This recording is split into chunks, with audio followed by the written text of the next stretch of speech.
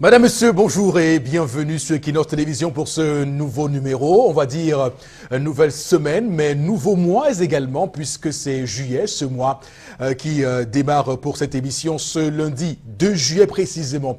On va parler de ces députés allemands qui demandent à leur gouvernement de revoir l'aide économique au Cameroun jusqu'à ce que la crise anglophone soit résolue. Et bien sûr, et pour l'instant, le gouvernement dirigé par Angela Merkel n'a pas encore donné suite à cette demande des parlementaires de son pays. On verra effectivement ce qui va se faire puisque l'Allemagne est un partenaire de choix du Cameroun sur le plan économique et du développement, avec beaucoup de millions de francs CFA, même de milliards qui sont concédés au Cameroun pour divers projets. Madame, Messieurs, l'émission s'installe pour cette nouvelle semaine. Toute la grande équipe est là et on commence par vous, Auréole Choumi. Bonjour et bienvenue. Bon début de semaine. Hein? Bon début de semaine, Eric Fopoussi. C'est un plaisir d'être sur pied ce matin. On va dire merci au bon Dieu et merci aux ancêtres qui continuent de veiller sur nous. Je voudrais saluer les populations de la cité belge. C'est un quartier de l'arrondissement de Douala 3e. Dans ce quartier, il y a que depuis un certain temps, on a vu la communauté urbaine à l'œuvre avec un engin, un caterpillar qui était chargé de drainer le principal cours d'eau qui traverse ce quartier et qui se déverse dans le Pont Noir. Les populations, depuis un certain nombre de temps, ne connaissaient plus les problèmes liés aux inondations. Seulement depuis le départ de la communauté urbaine, la cité belge a les pieds dans l'eau. Donc, merci beaucoup à la communauté urbaine de Douala qui engage un travail dans un quartier, sachant qu'elle ne pourra pas aboutir, qui dépose un caterpillar dans un quartier qui ne fonctionne pas, sans doute, Dieu seul sait. J'espère qu'au niveau de la comptabilité, vous n'émargez pas le temps mis par cet engin là-bas à la cité belge parce que ça ne travaillait pas. Et je voudrais dire à la communauté urbaine de Douala ce matin, Eric Fopoussi, il ne sert à rien de montrer aux Camerounais, notamment aux populations de Douala, que vous travaillez. On sait de quoi vous êtes capable. Tous les chantiers engagés dans la ville, les routes, les drains, dans tous les quartiers, on vous voit, mais finalement, rien n'avance. Vous ne faites absolument rien sur le terrain. Voilà. Un coup d'eau à la mort. Auréole Choumi, ce n'est pas encore la colère. Hein? Tout à l'heure, on vous retrouve à 10h30 pour la colère de Auréole Choumi avec évidemment ce coup de gueule à la communauté urbaine de Douala, avec son délégué du gouvernement Fritz Ntoné et tous ces travaux interminables qui pilulent partout à Douala. Également sur le plateau ce matin, je vous prie d'accueillir Floraz. Mais pourquoi vous souriez avec autant de force ce matin? Bonjour et bienvenue. Merci Eric Fopoussi, bonjour à vous sur le plateau, bonjour à nos chers téléspectateurs. Je suis très en forme parce que j'ai passé un week-end au calme, mais au calme avec beaucoup d'amour. Alors dans le cadre de cette émission, lorsqu'il sera 11h passé de 6 minutes, nous allons revenir sur pas mal d'informations. Mais on va saluer la population de Dun. Je ne sais pas si vous croyez aux apparitions, aux revenants et autres. Possible apparition justement dans cette partie du pays. On est dans le sud, dans le Djaïlobo, de la Sainte Vierge Marie. Donc selon certains témoignages, cela s'avère vrai. Il y a donc quelques témoignages justement, notamment d'une cinquantenaire qui a parlé, qui a révélé avoir vu réellement la Vierge Marie dans cette localité. En tout cas, on revient avec cette information qui bouge sur les réseaux sociaux. Alors, Florazé, oui. La question que tout le monde se pose ce matin, c'est de savoir comment est la Vierge Marie. J'espère que vous nous ferez la description exacte de comment elle est, parce que moi, je ne sais pas comment elle est, n'ayant pas vécu pendant il y a 2000 ans, je ne peux pas savoir comment elle est. Ouais. Donc, vous me direz comment est la Sainte Vierge Marie. Également sur le plateau ce matin, madame, monsieur, permettez-moi de dire bonjour et bienvenue. Bon, Bengan, bonjour et bienvenue. Bonjour, monsieur Fopoussi Negou. Bonjour à vous, chers téléspectateurs. C'est vous qui êtes juriste. Un parti politique doit-il déclarer les manifestations qu'il organise dans son siège, c'est-à-dire les réunions de son siège? Puisque la permanence du parti est connue, elle est dite, vous voulez tenir une réunion, le sous-préfet interdit, il dit qu'il faut déclarer. Oui. Ce qui s'est passé a aidé à premier. le sous-préfet de DA Premier interdit une manifestation des femmes de l'UPC dans leur siège, dans la permanence de leur parti. D'accord. Il a intimé l'ordre. Il aurait même pu appeler, s'il avait la possibilité, les éléments du régiment d'artillerie sol-air. Mais il s'est limité à la police. Alors, ça me rappelle un cas similaire que j'ai vécu en tant que reporter à Yaoundé en 2016. J'étais parti couvrir une réunion publique du MRC avec les partis comme le CBP, le parti Univers et autres. Et les policiers sont venus interdire l'accès au siège du parti à Odja, à Yaoundé, à tous ces militants du MRC et autres militants venus pour cette réunion-là. D'ailleurs, à l'époque, j'avais été molesté et interpellé, menotté et gardé. Donc, du coup, ça me rappelle un épisode très triste de ma jeune carrière de journaliste. Et ça, franchement, c'est grave pour ce pays. Vous avez goûté donc au délice de la démocratie avancée. Puisque j'avais été battu, j'ai eu des séquelles en ce moment. Donc c'est pour dire que c'est extrêmement grave que dans ce pays, on piétine avec autant de facilité les libertés obtenues suite à de grandes luttes à 90, avec les lois de 90 qui consacraient la liberté. Mais malheureusement, personne ne respecte ça. Voilà. C'est-à-dire une entreprise qui fait le rappel de son personnel qui est dans les régions du pays, vous devez déclarer la manifestation pour tenir une réunion de personnel dans votre entreprise. C'est absolument grotesque. Madame, monsieur, merci infiniment à vous de vous installer confortablement au cœur du Zénith. Voici le début des échauffourées avec l'histoire du jour qui est portée par Haribel. Bonjour et bienvenue. Bonjour Fopoussi Negou, bon début du mois à toi. Merci. Bon mois de juin. Merci beaucoup. Bonjour Auréole Choumi. Bonjour Mani. Bonjour Zé Flora. Bonjour. Bonjour Pembombo. Bonjour. Et bonjour à vous à la maison. Fopoussi, Yes. nous sommes au mois de juin. Les vacances ont commencé depuis juin, n'est-ce pas? Oui. Voilà une dame qui dit qu'elle a reçu les vacanciers chez elle. Et 2 enfants venant de son beau-frère, les enfants de son beau-frère. L'un est âgé de 10 ans, l'autre âgé de 7 ans. Elle dit que ça fait 3 semaines qu'ils sont là, mais elle ne parvient plus à leur supporter. Pourquoi? De 1, ils sont trop turbulents. Et de 2, ils font encore pipi au lit. Elle dit, par contre, chez elle, même son enfant de 1 an ne fait plus pipi au lit. Donc, elle dit, quand elle entre dans la chambre des enfants, franchement, ça sent, ça dégage. Et de 2, elle dit qu'elle a peur que ses enfants vont détruire l'éducation qu'elle a eu à donner à ses propres enfants. Donc, elle a envie que ses enfants partent. Elle a parlé avec son mari. Depuis, le mari fait comme s'il n'a rien entendu. Elle dit qu'elle est fatiguée. Elle veut que vraiment ses enfants rentrent chez eux parce qu'elle a peur de l'éducation de ses enfants. Quand elle n'arrive pas à comprendre comment se fait-il qu'un enfant de 10 ans fasse encore pipi au lit. Par contre, chez elle, 1 an, il ne fait plus pipi au lit. Donc, elle a besoin de vos conseils. Comment faire pour convaincre son mari de faire rentrer ses enfants pour qu'ils ne finissent pas à détruire l'éducation de ses enfants à la maison? Alors, quand je vous dis souvent dans ce programme que lorsque depuis 82, on subit toutes les disgrâces économiques, sociales et politiques dans un pays comme le Cameroun, ça rend les gens peu lucides. On comprend très bien que les gens sortent un peu des règles qui sont élémentaires lorsqu'on vit en société et encore plus en famille, lorsqu'on a des gens qui ont le même sang que nous et qui doivent bénéficier autant de notre amour, de notre compréhension, de solidarité, parce qu'on dit bien souvent ensemble et solidaire pour un but. Et le but, c'est quoi dans une famille? C'est qu'on soit évidemment dans une cohésion, qu'on soit dans l'entente pour tout le monde. Mais sauf que là, on est en train de se diviser sur quelque chose qui n'existe pas. Parce que clairement, je dis clairement que cette dame qui pose ce problème montre et témoigne d'un individualisme terrible dans ce pays. Quand je me rappelle d'un livre de Paul Biya pour le libéralisme communautaire, je me dis quand même qu'en communauté au Cameroun, on a loupé le coach, comme sur d'autres sujets d'ailleurs pour ce cas-là. Alors, Boro Bengan, je suis mal ce matin à évoquer un sujet comme ça, parce que au final, aujourd'hui, les gens se divisent dans les familles pour un oui ou pour un non, pour une affaire de pisser au lit. Je rappelle que le principe en Afrique, c'est que l'enfant est l'enfant de tout le monde. L'enfant est l'enfant. L'enfant n'a pas à dire mon oncle, ma tante, toute personne dans la famille est considérée comme étant le parent de l'enfant. Et lorsqu'on est parent, il y a une attitude à avoir face aux enfants. Oui, mais justement, vous êtes embarrassé parce que même l'exemple que vous avez pris, vous avez vu le président Biya lui-même, ne peut pas appliquer le libéralisme communautaire.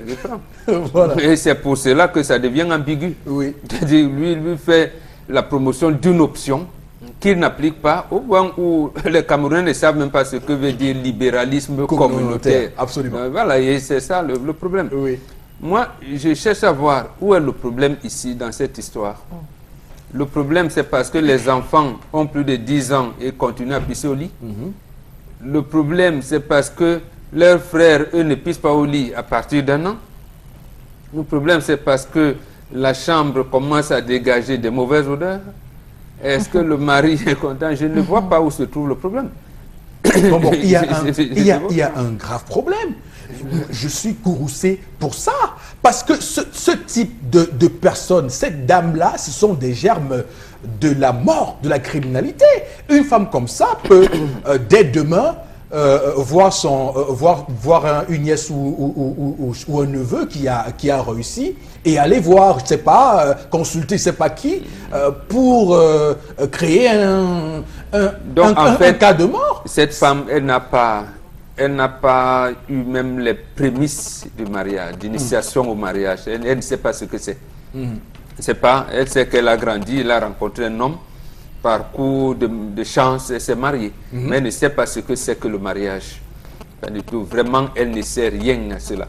D'abord, est-ce que vous-même, qu'est-ce qui l'empêche de se lever régulièrement la nuit pour accompagner les enfants faire pipi?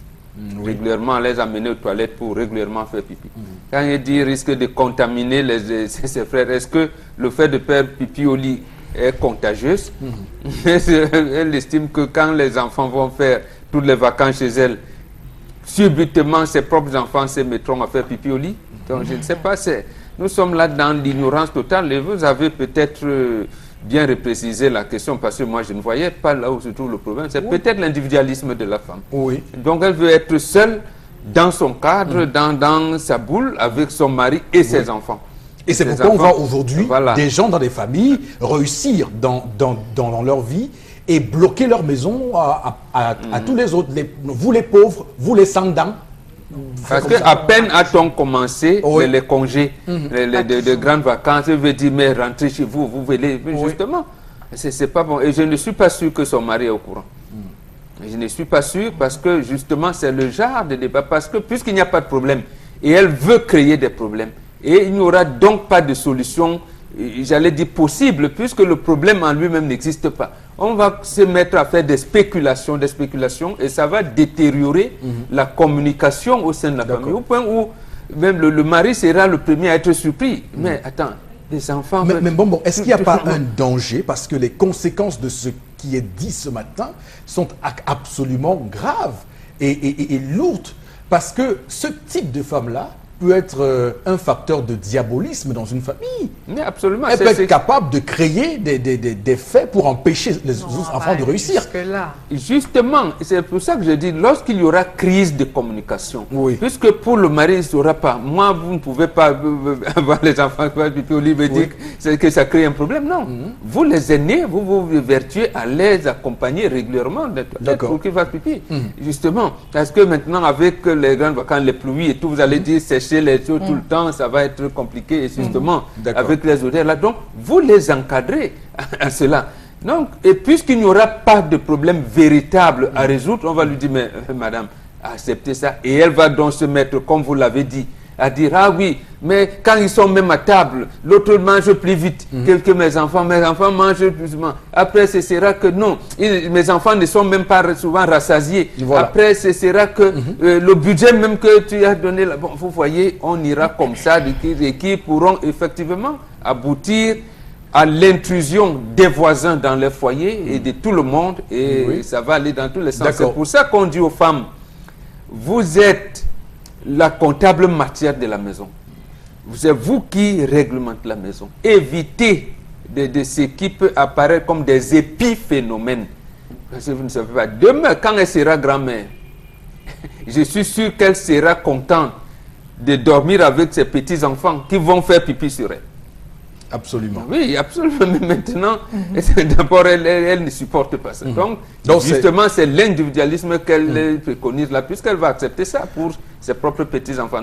Alors, Florazé a semblé ne pas comprendre clairement vers où nous allions, Bengan et moi, ce matin. Je rappelle que l'individualisme est un cancer pour l'humanité. Je rappelle que des gens individuels, des gens individualistes se sont décidés un jour de penser que la race noire était une sous-race et nous ont commis à l'esclavage.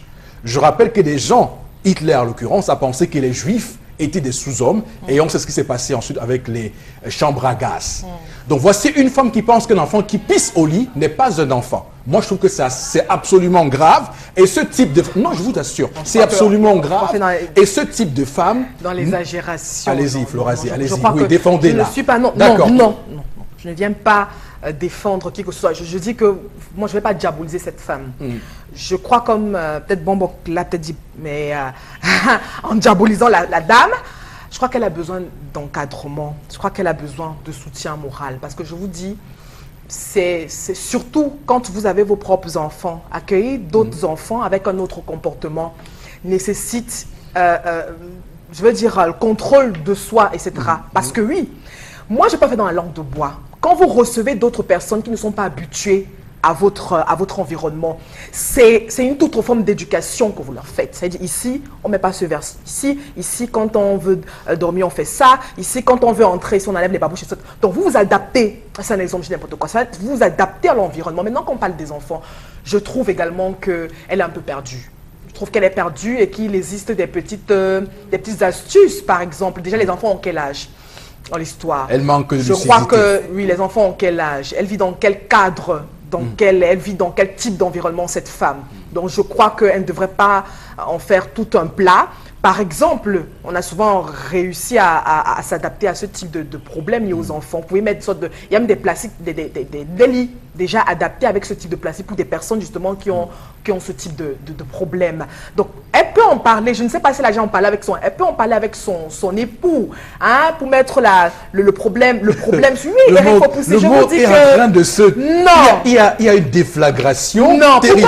Pourquoi vous voulez tordre mes propos? Je ne dis pas que...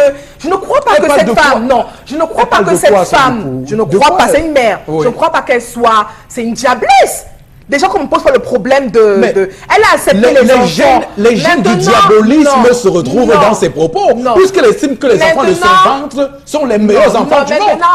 Peut-être qu'elle s'y prend mal dans les mots. Ça arrive à tout le monde, même à vous, Eric Fopoussi. Hein, quand vous voulez, par exemple, quand vous voulez vous exprimer par rapport à une situation qui vous gêne, il faut tout simplement avoir de l'humilité pour dire non, ici, je peux retirer tel ou tel mot. Non, je crois qu'elle est un peu dépassée par rapport à cette situation. Elle n'y a pas été habituée parce que l'histoire nous dit que ces enfants ne font pas pipi, etc. et tout. C'est tout à fait normal, elle peut être désaxée. Je dis bien que, est-ce qu'ils vivent dans un studio, est-ce qu'ils vivent dans etc. et tout. Est-ce que la maison... Donc maintenant, je dis, je reviens. Oui, je vais conclure par là, parce que je dis qu'elle doit tout simplement s'adapter à cette situation. Peut-être en parler autour d'elle pour trouver des petites astuces. Parce que je trouve, pour ma part, on a souvent des astuces de grand-mère, de l'eau salée, etc. et tout. Mais de prendre son mal en patience et puis d'accepter ses enfants alors, comme Florazé, franchement, et c'est ça. Et là, parce que pour nous autres, dans la langue de qui sommes historiquement... Nous sommes historiquement... Moi, je me sens à la réalité. Pourquoi vous ne pouvez pas dire aux gens, vous êtes chez vous, vous avez vos propres règles. Quand les gens viennent dans votre domaine, ils doivent s'adapter à votre environnement. Maintenant, quand vous avez des personnes qui ne comprennent pas votre style de vie et tout, mais il faut, dans un dialogue, parler, puisqu'on a affaire aux enfants, il ne faut pas brusquer les enfants, pas les traumatiser. Donc, elle doit en parler peut-être autour d'elle, etc. Maintenant, chacun a sa façon d'expliquer ses problèmes. Alors, Florazé, très bien. Je ne viens pas dire que la femme est... Moi, je ne vais pas la diaboliser. On vous a totalement compris, mais je rappelle que pour nous, ceux qui sommes des tenants d'une certaine doctrine, philosophie de la vie, parce que, ayant lu Karl Marx, et étant contre le matérialisme qu'il y a actuellement dans le monde et cette lutte des classes où les bourgeois pensent qu'ils peuvent avoir tous les droits sur les prolétaires. C'est une bourgeoise, c'est une famille bourgeoise. Ça commence comme ça. C'est vous qui voulez ça a commencé comme ça. Ça a commencé comme ça en Afrique du Sud. Non, c'est vous qui... Non, mais attendez. c'est ça le truc. Moi, j'ai pris un axe. Pourquoi vous voulez me dérouter? Moi, j'ai pris un axe qui est propre, qui est social. On peut en parler. Peut-être que Oriol Tchoumi... Je trouve qu'elle est juste désaxée. Elle peut avoir, avec un petit encadrement, elle peut s'adapter. s'adapter à la situation, c'est tout. Ça veut dire qu'elle était sur un axe. On l'y a amené. J'ai dit, elle n'a jamais été sur un axe. Voilà, jamais. Non, elle était sur un axe. Va parler puisque c'est son temps de parole maintenant. Alors, Oriol, quand on voit ce qui s'est passé en Afrique du Sud, l'apartheid, quand on voit les combats de Martin Luther King, Malcolm X, qui ont subi, je vous assure, parce que les gens ont subi ces choses-là, ces caricatures dans le monde, parce que les gens ont décidé que les autres n'ont pas droit à la vie parce qu'ils ont des tares, non, je crois que ce n'est pas le cas ici. Ça commence comme ça. Non, ce n'est pas le cas. C'est une situation, il faut s'adapter à la situation et peut-être l'encadrer, c'est tout. Oui. Alors, Oriol. Peut-être dire...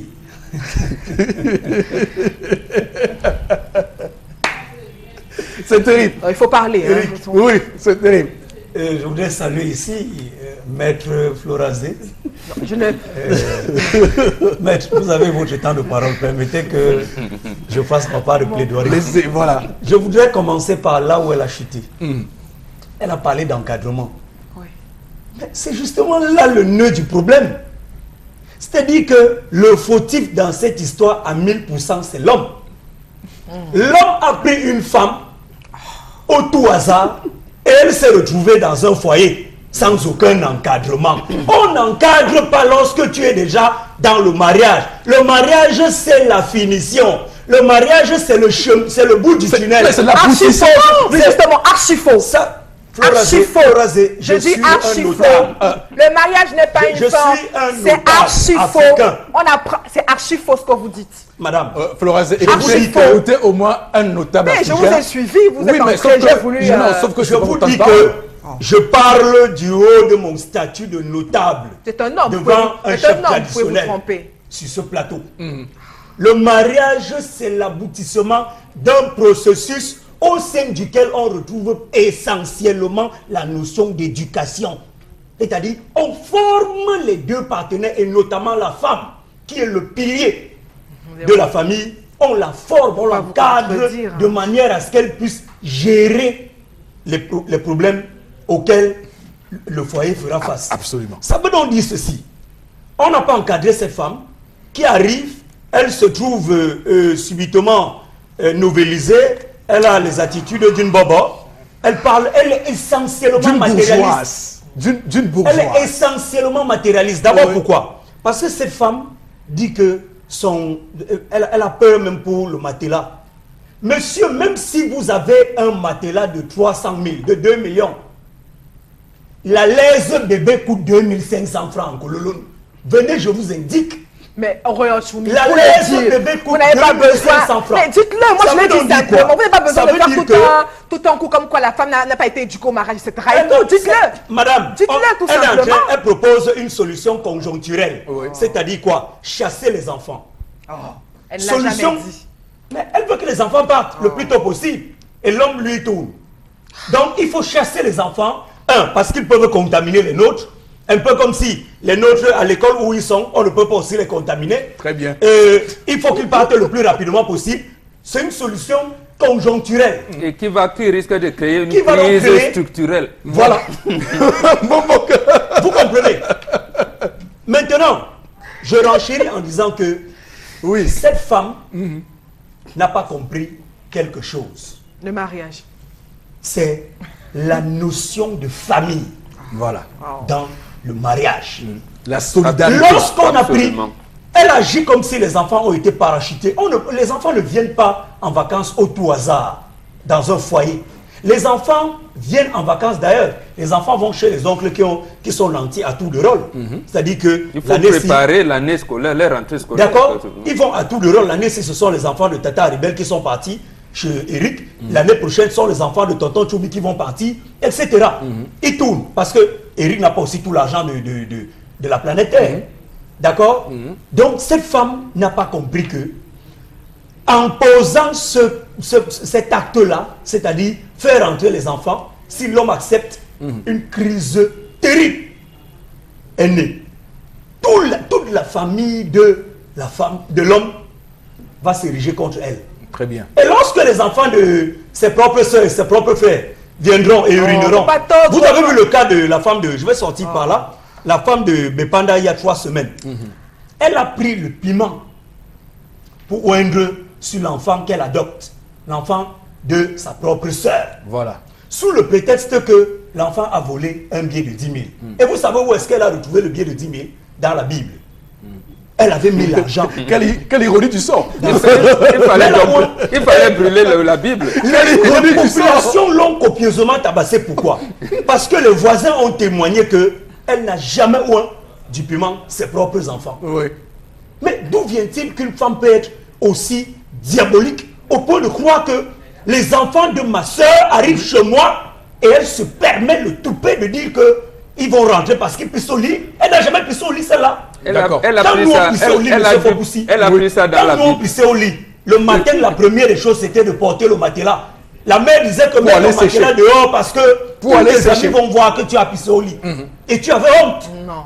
Monsieur Aurélien Choumi, dites-le naturellement. J'aime beaucoup l'attaque de Flora. Elle dit, Monsieur Aurélien Choumi. Oui. Ça veut dire qu'elle est convaiue. Bon, d'accord, c'est bon. Oui, mais c'est la maman même. C'est ta propre maman qui dit, sors toi-même ton matelas. Oui, mais naturellement.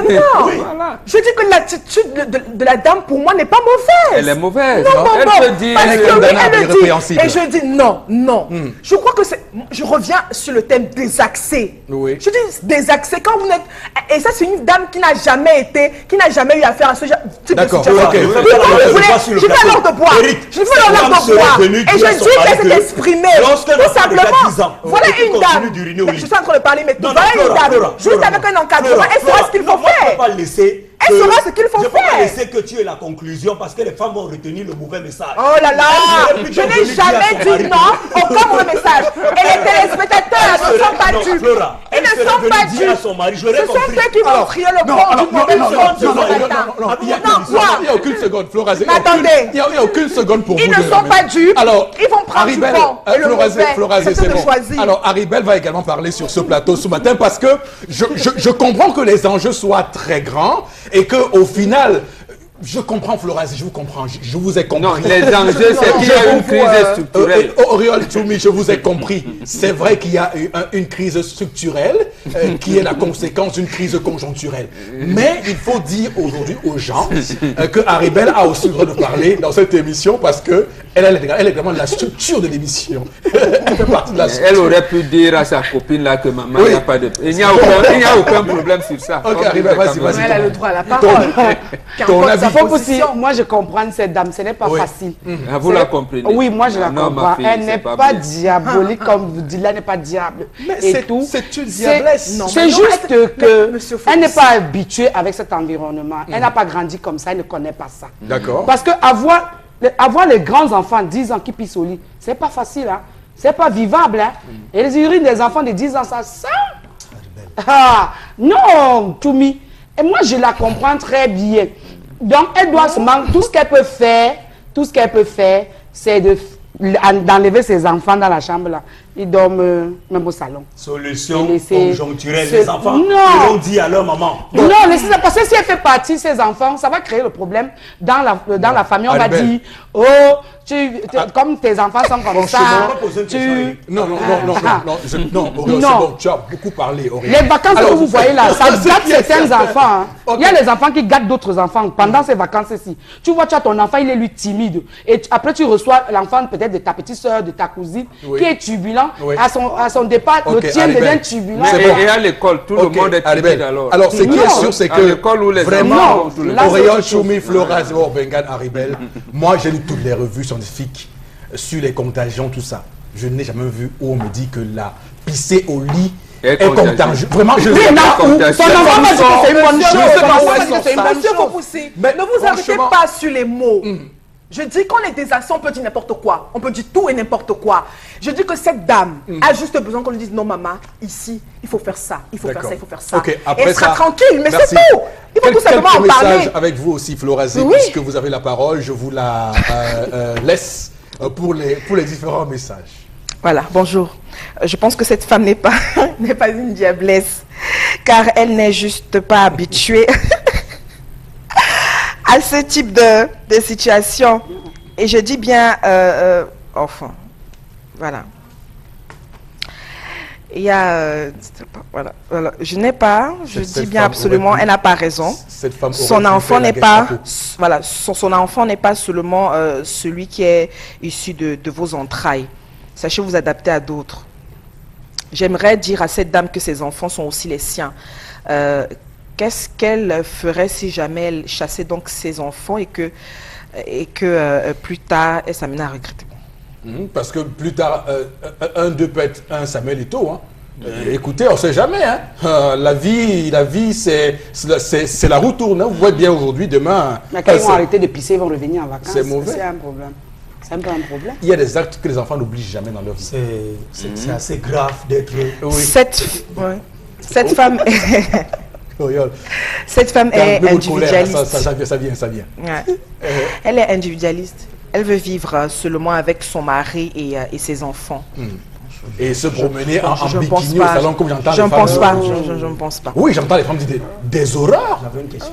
Oui, Auréole. Non, une seconde, Auréole, votre question. Ma question, c'est pourquoi la femme, si on la trouve tellement bien éduquée, bien encadrée, pourquoi n'a-t-elle pas pris sur elle l'initiative de venir demander à son mari 10 000 ou 20 000 pour emmener ne serait-ce que celui de 10 ans à l'hôpital?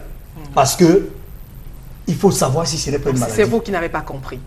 La femme, justement, elle est désaxée. Nous demandons, moi, c'est ce que j'ai dit dans mes propos. Une femme désaxée. Demandons à la femme d'en parler.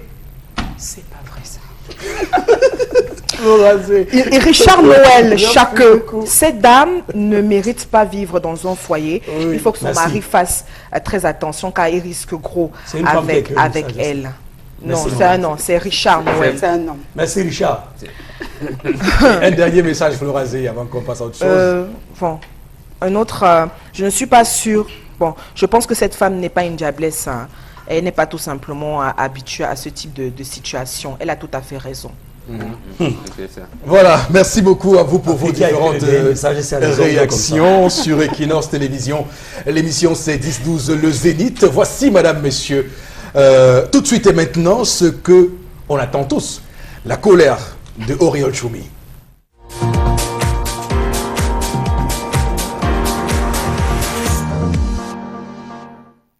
Eric Fopoussi, Mbombo Megan.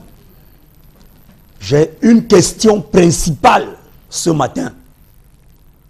La ville de Douala est-elle devenue un no man's land? Si c'est le cas, dites-nous. La question, je me la pose ce matin. Souvenez-vous, il y a encore quelques années, une opération coup de poing initiée par le gouvernement camerounais, le gouvernement de Philémon Yan, sur l'ensemble du territoire national, avait permis d'obtenir l'identification de tous les chauffeurs taxis qui opèrent dans les grandes métropoles du pays. Douala, Garoua, Yaoundé, Bamenda, Bafoussam, Boya et autres. Cette mesure avait été saluée par le grand public. D'abord, elle évitait à plus d'un égard que vous soyez transporté par une illustre inconnue.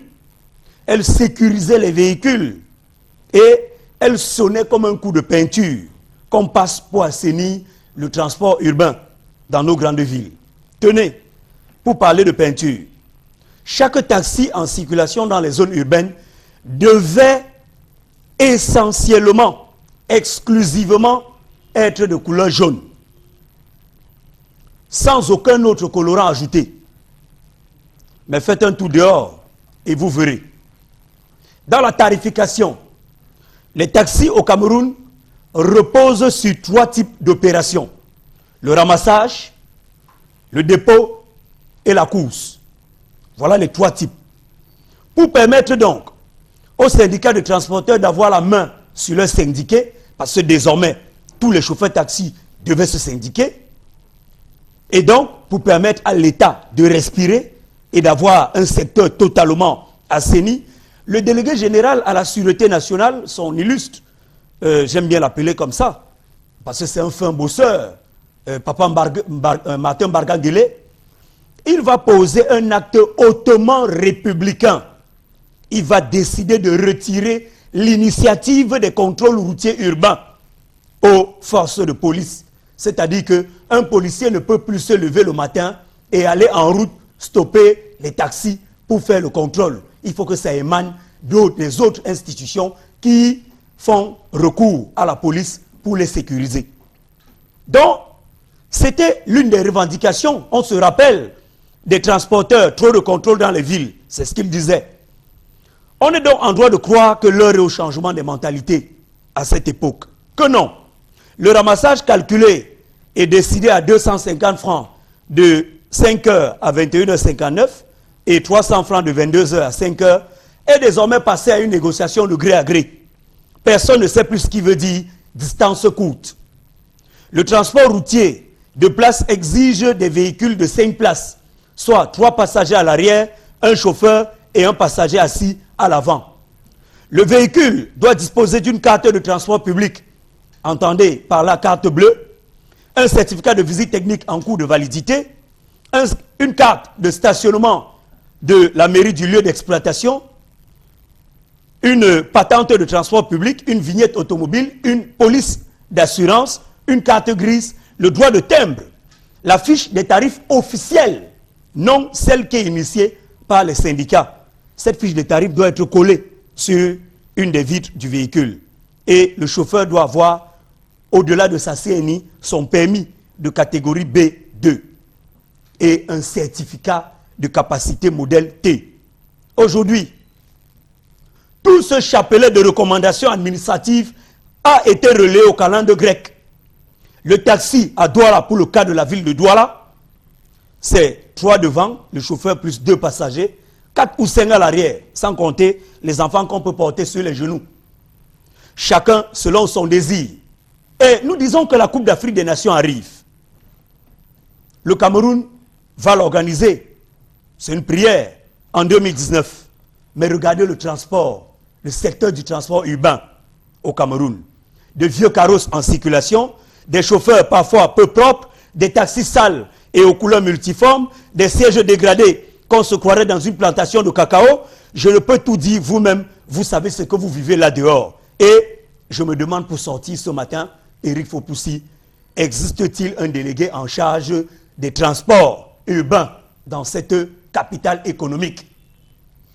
Voilà, c'est une colère, une fois de plus, magnifiquement conçue par vous, Auriol Choumi, qui touche une question essentielle, puisque elle est transversale, cette colère. Elle peut toucher de nombreux domaines économiques, politiques, touristiques, davantage pour ce pays, le Cameroun, qui va, comme vous l'avez dit, dans quelques mois, abriter une compétition continentale. Mais il faut dire que des spécialistes en question de transport sont clairs et nets.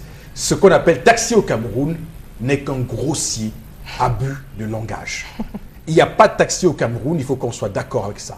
Parce qu'en Côte d'Ivoire, pour ceux qui savent ce que c'est que la Côte d'Ivoire, il y a là-bas des taxi-compteurs. Quand vous y entrez, on vous chronomètre la taxation par rapport au temps que vous mettez dans le taxi. Il y a ce qu'ils appellent communément les woro-woro. C'est ce qu'on fait ici, les taxis collectifs où chacun peut entrer, faire ce qu'il veut et tout ça là. Et donc c'est ça, au Cameroun, que les gens appellent taxi. Le woro-woro. C'est pour vous dire que même chez eux là-bas, ils n'ont pas jugé opportun de dire taxi. Parce que quand on dit taxi, c'est clair et net que ça obéit à des règles. Et au Cameroun, dites-moi si vous connaissez un seul chauffeur qui a la capacité.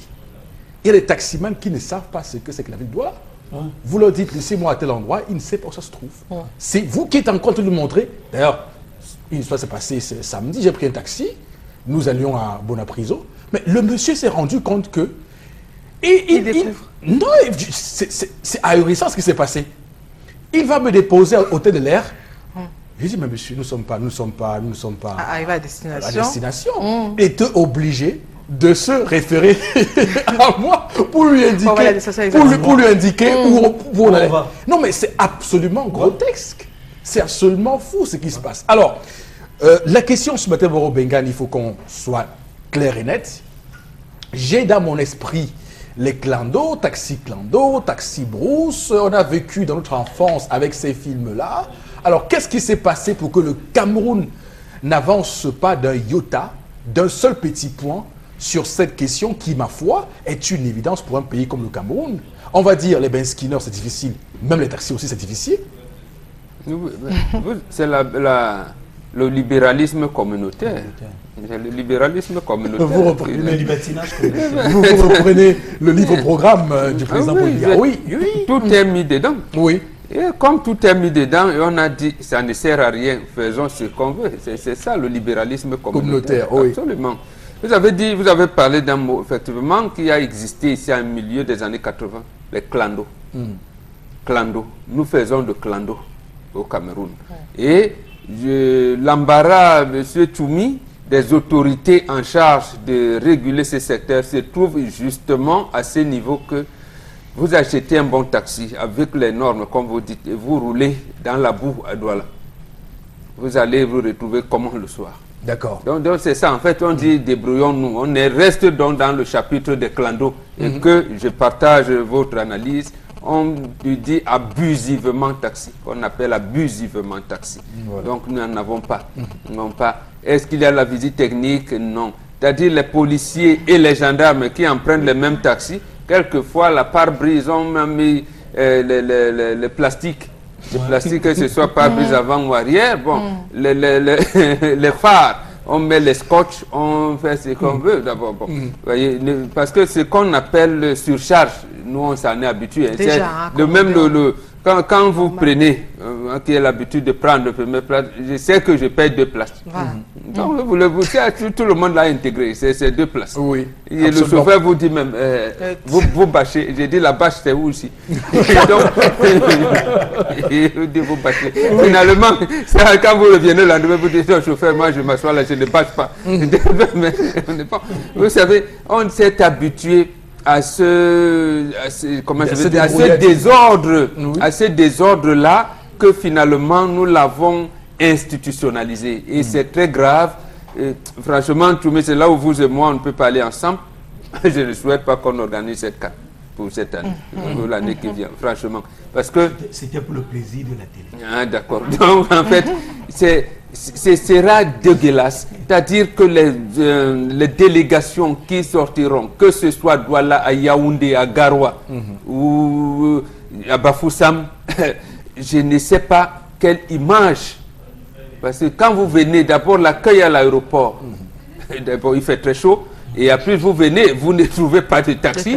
Et ceux qui vous proposent des services de taxi sont peut-être des particuliers, bon, les autres. Attendez, quand vous aurez donc besoin de prendre des taxis pour aller visiter la ville, ce sera mauvais. Vraiment, je souhaite qu'on attende encore, qu'on arrive un peu au niveau de la Côte d'Ivoire, un peu, qu'on approche vraiment. Alors, mais, bon, parce que ce qu'on remarque, c'est qu'il y a un cafouillage administratif dans la gestion de cette histoire. Mais justement. Parce qu'au final, normalement, chaque commune devrait pouvoir, parce que j'ai lu un peu ce qui se passe en Côte d'Ivoire, la commune à Ayopougon, par exemple, c'est pas les mêmes taxis qu'à Bobo ou à Cocody. Donc au Cameroun, on devrait avoir donc ces communes-là qui chapeautent la gestion de cette taxi. Vous avez dit que là-bas, on a mis un embryon d'organisation. Et ici, c'est nous. C'est le désordre total. C'est l'anarchie toute faite. C'est l'anarchie. Même le policier qui contrôle, il contrôle quand? Quand la communauté urbaine lui dit, moi, j'ai encore besoin d'un peu d'argent dans les caisses. Donc, allez regarder le stationnement là. Est-ce qu'il n'a pas encore payé? C'est là où vous venez les voir. Maintenant, en vérifiant les pièces, il se rend compte que lui... Ah oui, c'est là il se rend compte que l'assurance... Mais comme ils sont sur le terrain pour vérifier une seule pièce, il est venu parce que la communauté urbaine a demandé qu'on cherche les taxes, les stationnements.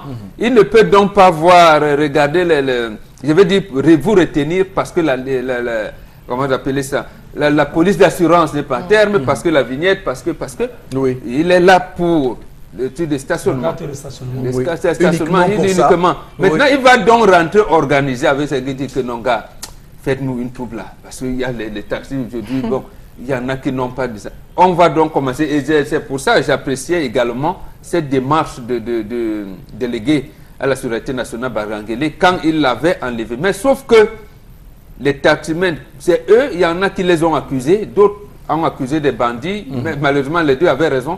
il n'y avait plus de badge d'identification. D'accord. Les taximens vous disent, on nous a agressés la nuit, on est parti avec nos badges. Mais on peut donc bloquer ces badges et rétablir. Mais comme il n'y a pas même un embryon, pas informatisé. voilà, même un embryon d'organisation, on est donc C'était obligé de une des les laisser réformes, circuler sans badge. annoncé. On parlait de numériser le fichier. Je rappelle qu'à l'époque, les syndicats avaient été vent debout pour récupérer cette réforme. C'était Yaoundé, c'est pas ça à Douala. À l'époque, j'étais à Yaoundé. Et on voyait bien le malaise qu'il y avait pour certains taximans d'aller auprès de leur syndicat se faire ce carton jaune-là qu'on demandait à l'époque. Parce que beaucoup font le lancement, parce qu'ils ne peuvent pas obtenir ce que Tchoumi a dit tout à l'heure, la capacité. Puisqu'il ne connaît pas la ville, comme vous avez dit. Ben, il faut qu'il travaille. Ils procèdent donc par le lancement. C'est eux qui ont dit l'école publique sang, le côté sang, bon, le Vongbi sang.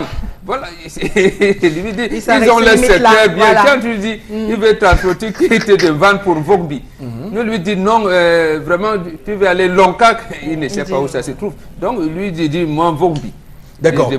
En tout cas, la question des taxis montre à suffisance le niveau de développement du Cameroun. On voit très bien que le pays est dans les abîmes d'une pauvreté endémique. Alors Florazé, je rappelle que tout récemment en France, il y a eu une polémique autour des taxis, puisque il y a ce qu'on appelle chez eux Uber, qui est venu changer un tout petit peu la donne, c'est-à-dire quoi les gens, une application via laquelle des particuliers donc cherchaient à faire du taxi. Ça veut dire que je suis, moi, Eric Fopoussi, je vis dans un coin de la ville de Douala, alors je m'inscris sur l'application Uber et je demande aux gens qui sont dans mon territoire de venir être transporté par moi qui vais en ville avec mon véhicule.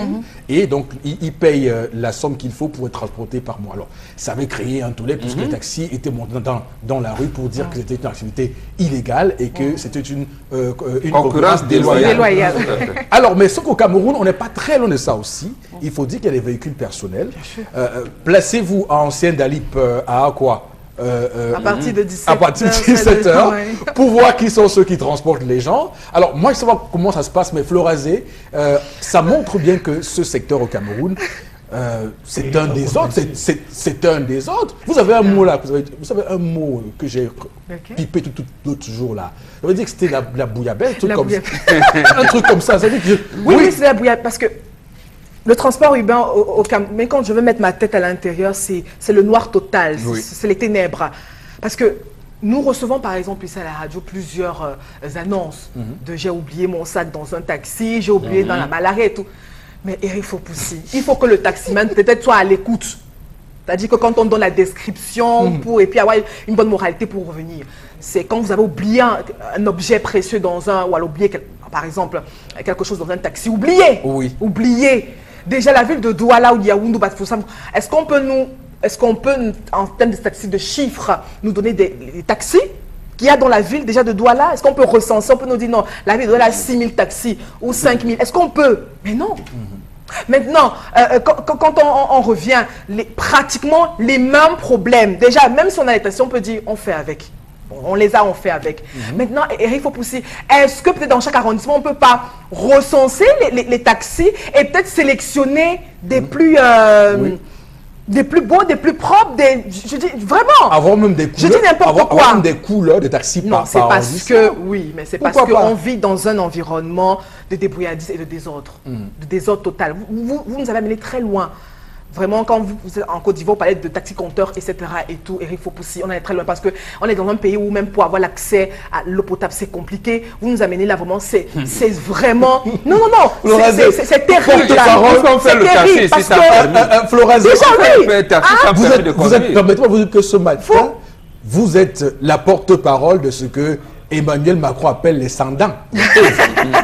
Mais non, Eric Fopoussi, il nous faut un nouvel ordre social. Bomboka évoquait un problème commun. Vraiment, ça m'accommode déjà. C'est-à-dire la question de bâche, etc. et tout. Vous allez, on vous dit pour un taxi normalement qui doit prendre 3, je crois c'est 4. Tu as une personne devant et 3. Non, on vous dit c'est combien? C'est 7. Il y a 4 derrière, 2 devant. Oui, en Saint-Dalip. Mais c'est que au village, je crois l'axe village. Derrière. C'est terrible, Eric Fokoussi. C'est terrible. Peut-être qu'on nous dise qu'il n'y a plus assez de taxis, mais à cause de la croissance démographique. Oui, il faut nous...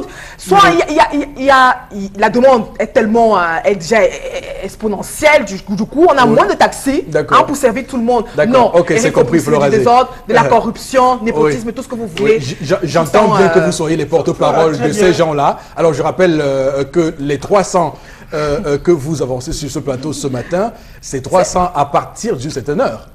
En journée, monsieur. Oui, en journée. Non, je crois pas. Non, en journée. Si, oui, pour maintenant, à 11h moins, vous arrivez à Dalip, au village. Parce que d'abord, vous êtes 4 derrière. Je sais que sur la ligne qui va de école publique vers Douala 5e là-bas, je sais que c'est 300 à partir d'une certaine heure. Bon, si en Saint-Dalip, c'est pareil. Ça doit être 300 à partir de 22h. Normalement. Comment vous pouvez payer 300 à 14h30, 15h? D'accord, très bien. Alors, non, juste une seconde seulement. Okay. Flora m'a rappelé une histoire que j'ai vécue à Bamenda dans la nuit. Je prends un taxi qui doit me laisser au pied de Upstation. Quand il me dépose, Upstation en bas, oui. Quand il me dépose, le moment pour moi d'aller prendre mon sac derrière, il y a un camion qui descendait à vive allure. Le chauffeur a préféré fuir. Donc, j'ai dû prendre une moto pour aller le chercher. Trouver même la moto n'était pas facile parce qu'il était 23h. Dans le sac, j'avais 2 laptops, le mien et celui d'un de mes amis, Angomi Olivier. J'ai fouillé toute la nuit. Toute la nuit, je ne l'ai pas trouvé. Je suis rentré à l'hôtel où j'ai passé la nuit. Et le matin, vers 6h30, je suis sorti pour aller fouiller, je ne l'ai pas trouvé. J'étais désemparé. Dépité, oui. On m'a appelé, mon téléphone sonne vers 9h. C'est une jeune fille qui m'appelle. Elle me demande en anglais, c'est monsieur Choumi, je dis oui. Parce qu'il y avait mes papiers à l'intérieur. Elle me dit que, que je la retrouve au syndicat. On a retrouvé mon sac dans un taxi et tout. Magnifique. Elle m'indique, j'arrive là-bas au syndicat. Vraiment, dès que je la vois, je garde mon calme. C'est-à-dire que je la salue, je me présente, tout. Elle constate que je parle pas bien anglais. Mais elle se bat, on échange et tout. Elle veut les preuves. Je lui donne le mot de passe des 2 ordinateurs. Ça prend. Je sors 10 000 francs. Elle me dit que non, c'est 2 000. Elle me montre, elle prend la fiche. À Bamenda, elle prend la fiche, elle me montre. Elle dit que c'est 2 000. Et elle sort, elle n'a pas changé. Elle revient. Je dis que non. Elle dit non. Et elle fait venir le chauffeur taxi. Lui, un gars Aoussa, un gars musulman. Lui-même, je lui donne l'argent, il refuse de prendre. Il me dit que non, quand on oublie quelque chose dans le taxi, je vous promets que si c'est comme ça, à Douala, oubliez. Mais je dis que je suis reparti, non, si c'est comme ça, à Douala. C'est pour ça que les policiers, quand un policier s'amuse là-bas, il dit « I bring you to court ». Voilà, c'est clair. C'est un peuple de plaideurs, comme les Américains. Ils vont, ils aiment aller, ils restent en justice pour leurs droits. Alors, Haribel, un mot sur ce sujet ce matin. Oui, je dois encore mettre un petit piment. Il a oublié un côté. Nous sommes à la saison pluvieuse, non? Je t'assure que quand tu prends un taxi, la pluie commence, tu préfères prendre le taxi, non? Mais tu as dans le taxi, pleut encore sur toi. Je t'ai dit, je t'explique qu'il y a les taxis que tu as à l'intérieur, tu crois que tu as à l'abri, mais je t'assure, pleut encore sur toi. Même quand on ferme les vitres? Oui, quelle vitre? Le carton, le contre la quai et tout. Je dis, il pleut bien sur toi. Et des 2, cher taximan, on sait que la vie est dure. Il faut se lever comme ça là pour aller travailler. De grâce, quand vous sortez, la brosse, il y a les brosses à dents de 100 francs. Oui, brosser. Vous nous mettez mal à l'aise. Oui. Merci, Mani, merci. Ils mettent les gens mal à l'aise. Et ils sont les premiers à parler. Quand les Nigérians, les Sud-Africains, Égyptiens, Ivoiriens vont arriver au Cameroun, ils vont faire ça. Ils vont faire ça. Ah bon. Et tu es parti. On va jouer la canne à Bafoussam, non? Oui, bien sûr. Ah, bravo. À Bafoussam, vous allez faire le petit show. À Bafoussam, on prend 4 derrière, 4 devant. 4 devant. 4 devant. Oui, le petit show. Il y a le petit show. On appelle le petit show. On le colle à côté du chauffeur comme ça là. Tu vois comment il veut prendre le guidon, ça ne donne pas. Il fait comme ça, tu as peur, mais il s'en saute. Mais Haribel, une comme toi, comme ça, on fait comment? Non, je paye 2 places. Ah, Ou à défaut, on dit madame, il faut maigrir. Vous ne nous avantagez pas. Franchement, merci beaucoup. Vous, il faut maigrir, vous ne nous avantagez pas. Vraiment, c'est bien qu'on termine cette colère sur de l'ironie. Aribel, merci beaucoup, parce que c'est le talent qui parle aussi pour Aribel ce matin. Hein. Mais il faut dire clairement que ce sujet nous intéresse et qu'on pourra y revenir dans les prochaines éditions du Zénith, parce que trop, c'est trop quand même. Hein, trop, c'est trop.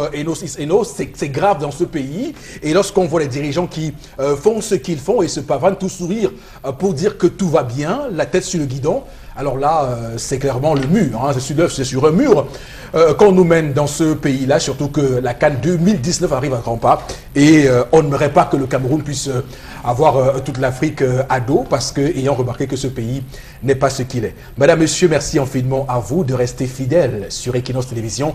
Nous marquons une courte pause. Nous sommes de retour dans un court instant pour la deuxième partie de ce programme.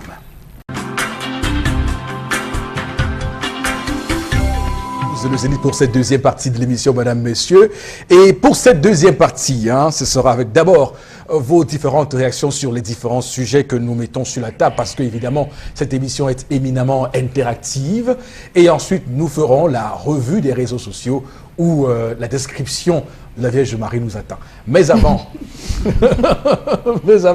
Florazé, nous sommes avec vous. Oui. Alors, il y a Kader Ibrahim qui pense que pour résoudre ce problème, il faut développer le transport urbain. À quoi nous sert, il a dit, Socature. Socature est privé, Socature n'est pas public. Mais sauf que c'est quand même vrai ce qu'il dit. Oui, c'est qu'il dit. J'ai toujours pensé que ce pays avait les ressources. Je me rappelle qu'à un moment donné, un Frise Tonnet, le très illustre, pour reprendre l'expression de quelqu'un sur ce plateau, Oriol Tchoumi, notamment, avait promis des tramways dans ce doigt-là. Je confirme. Où en sommes-nous avec ce projet de tramway? Il veut d'abord finir les routes, peut-être. Oui, ça aurait pu au moins réduire la forte demande qu'ont les taxis et les motos. C'est vous qui avez parlé de libéralisme communautaire. Oui. Alors, mais est-ce que ce qui est prévu a été fait? Je vous dis, dernièrement, lorsqu'on vous annonce des choses, dans des discours, dans des choses, sachez qu'on va faire exactement le contraire de ce qui est énoncé. D'accord. Parce que quand vous arrivez à Paris ou à New York, voilà. Alors non, les subways, les métros, c'est important qu'on le dise. Non, c'est important. Prenez-nous peut-être la Tunisie et la Côte d'Ivoire, comme vous avez dit. Vous allez loin là-bas. Pourquoi c'est important que les gens comprennent que ce pays est à un tel degré de sous-développement qu'on ne peut pas comparer ce pays avec des pays comme la Tunisie. Non, le Cameroun est au niveau d'un pays comme la France, qui est un pays qui n'a pas nos ressources naturelles. Il faut qu'on se dise des choses en face. Mais on nous a dit dernièrement qu'on avait signé quelque chose avec le Bordeaux, non? La mairie de Bordeaux. Il y avait les trains. Voilà. Souvenez-vous, on est allé plutôt négocier qu'un des wagons du métro bordelais ait le nom de la communauté urbaine de Douala. J'avais trouvé ça absolument grotesque, puisque la photo a été filmée et présentée comme étant une grande victoire de Frise Tonnet auprès d'Alain Juppé, le maire de Bordeaux. Franchement, où est-ce qu'on se trouve? Donc je parle des métros pour dire que dans ces pays-là, les métros, c'est vraiment pour les pauvres, pour ceux qui n'ont pas les moyens de faire un taxi et tout ça. Vous n'imaginez pas ce qu'un métro yaoundéen ou un métro doualais apporterait comme évolution économique pour ce pays-là. On a les moyens de le faire. J'entends qu'il y a des tunnels entre la présidence et des ambassades. Donc, s'il peut faire des tunnels comme ça, qu'il fasse des tunnels pour les métros. Monsieur Foukoussi, à ce moment, on assistera à un désengorgement des capitales. Mais spectaculaire. Est-ce que vous savez que vous vivez, prenons la frontière de l'Ouest, Tonga. Oui. Vous vivez à Tonga, vous travaillez à Douala.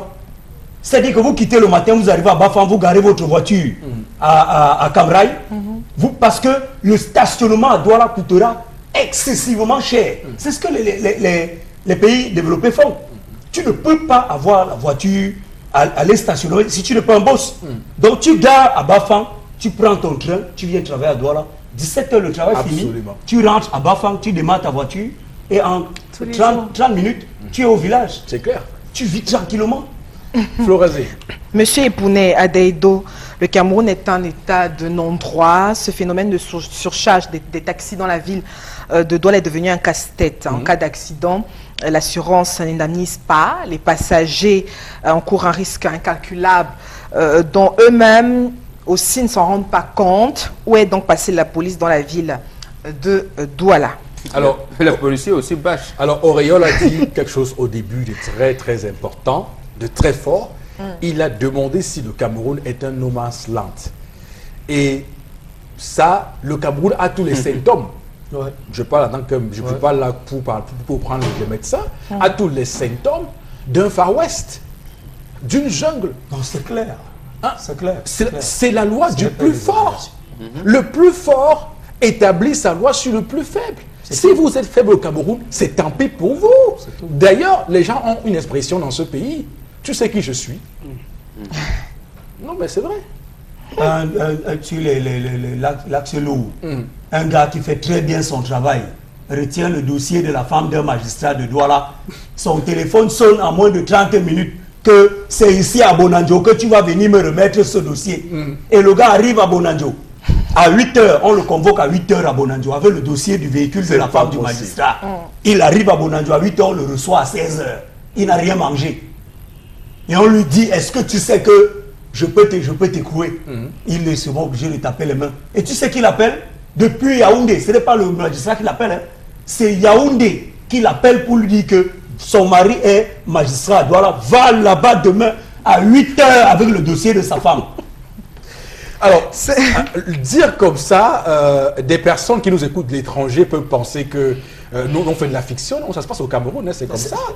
Il y a des gens qui disent avoir les bras longs. Donc, si quelqu'un a un bras long qui peut quitter Douala à Yaoundé, mais écoutez... Dès que Mortoy avait commencé à déjà les parapluies et les godasses. Donc les godas, même si c'est sur la boue, dans la boue, il peut parler. S'il pleut, il se protège. Donc, tant pis à vous. Absolument. Oui, Florazé, allez-y. Ce problème de taxi est très grave au Cameroun. Pourtant, il y a des pays qui organisent ce secteur. Par exemple, j'ai vu au Congo, la ville de Brazzaville a sa couleur de taxi, Pointe-Noire à la sienne. C'est tellement propre. C'est Clovis qui nous fait ce témoignage. Merci Clovis. Merci beaucoup. Et il faut dire que dans cette activité, il y a également des personnes très haut placées qui ont évidemment réussi, je ne sais pas quel stratagème, de déverser dans nos rues des poubelles de taxi qui chaque fois leur donnent de l'argent. Non, c'était en 91, lorsqu'il y a eu le phénomène des villes mortes. D'accord. Et les citoyens avaient effectivement garé. La police sous M. Fauchivé, vers son âme, absolument. Et donc aller prendre des voitures partout, qui étaient au port et tout. Des indiques là pour le coup. Voilà, ils les ont mis en circulation. Et le phénomène est resté, n'a plus jamais été régulé jusqu'à aujourd'hui. Oui. Des indices qui ont été donc pris à partie par l'État pour faire un travail de renseignement. D'ailleurs, je rappelle qu'à l'époque, quand vous êtes dans un taxi et que vos propos étaient un tout petit peu décalés, monsieur, on vous garait directement devant une porte noire. Et puis vous savez ce qui suivait, Tcholiré, Yoko et tout ce qu'on connaît comme prison politique au Cameroun. Alors, Florazé, allez-y. Nous sommes en retard dans tous les domaines au Cameroun. Le système de transport est à l'image du Cameroun. D'accord. L'image du Cameroun, oui, allez-y, des messages, allez-y. Oui. Le gouvernement nous nourrit de faux espoirs. Hein. En même temps, il faut penser au métro, vous mettez le doigt dans l'œil. Non, mais je vous dis, il y a un exemple magnifique. Oui, c'est pas le doigt dans l'œil. C'est pas le doigt dans l'œil, c'est on devrait être où aujourd'hui. C'est Mbombo qui nous dit, quand je parle de Mbombo, je dis sa génération, qui nous rappelle qu'à l'époque d'Ahidjo, les pays comme la Corée du Sud, on prenait les habits ici. Pour leur venir en aide. Aujourd'hui, allez regarder la Corée du Sud. J'ai vu un documentaire même sur la Corée du Nord. Je suis tombé de nu. J'ai dit, si c'est ça la dictature, vaut mieux la dictature. Vous avez la Corée du Nord, monsieur? Bien sûr. Construit. Mais, chers amis, je vous rappelle, 1974-75, les Malaisiens et les Indonésiens sont venus apprendre qu'est-ce que c'est que le palmier à huile. Ils ont pris la sémence ici, à l'Irak, pour aller exploiter là-bas. Depuis 1998, nous avons commencé à importer de l'huile de l'Indonésie et de la Malaisie. Alors bon, alors ce que dit le message tout à l'heure, et moi ça me fait mal parce que je me rends compte que l'exemple du couvercle, vous savez quand vous faites des études, on parle du couvercle. c'est un seuil, le plafond de verre qu'on ne peut pas dépasser. Et donc, au Cameroun, on a installé un couvercle sur les Camerounais. Oui. C'est-à-dire qu'on leur a dit, et d'ailleurs, je reprécise ici, je paraphrase ici les propos du président Paul Biya lui-même qui disait, lors de son discours, il disait, pour parler de son bilan, il disait, on aurait pu faire mieux. Il dit, j'en doute. On aurait pu faire pire. J'en suis certain. C'est-à-dire que... Absolument. C'est ça qui est terrible. C'est-à-dire qu'il estime que personne d'autre que lui ne peut faire mieux que ça. Et les Camerounais vivent dans ça. Les Camerounais savent que... Il n'y a pas... Oui, que... S'il y a on va faire comment? D'ailleurs, il y a un discours... C'est ça même l'expression qui a... D'ailleurs, il y a un discours, la théorie du pire, qui circule partout au Cameroun, qui disent que si le président bien n'est plus là, le Cameroun va tomber. Des gens commencent à faire chanter cette musique dans la tête des Camerounais pour dire attention, s'il n'est plus là, ce pays va sombrer. S'il n'est plus là, ce pays... Et c'est ça justement qui empêche que le pays se développe. Je vous dis qu'il faut un dirigeant courageux. Les pays qui ont réussi à faire des métros, d'autres même ont pu faire des voyages sur la Lune. Ce n'étaient pas des pays extraterrestres. C'est des pays qui sont comme nous, qui ont un cerveau comme nous. Vous verrez le visage du Gabon dans 10 ans.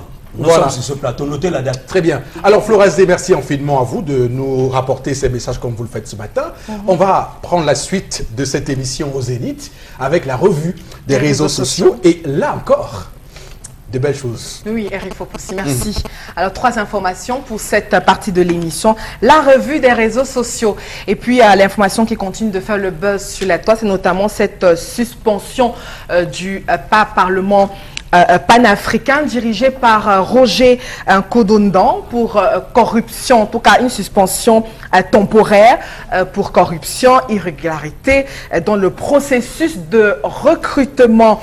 On rappelle qu'il y a eu tellement de réactions par rapport à Roger Nkodo, notamment celle de Julius Malema, donc député aussi panafricain d'origine sud-africaine, qui lui-même a dit que le PAD est dirigé par un président corrompu parce qu'il refuse de publier le rapport sur l'état des finances du Parlement. Il a dit on ne peut réélire un président qui ne présente aucun rapport moral.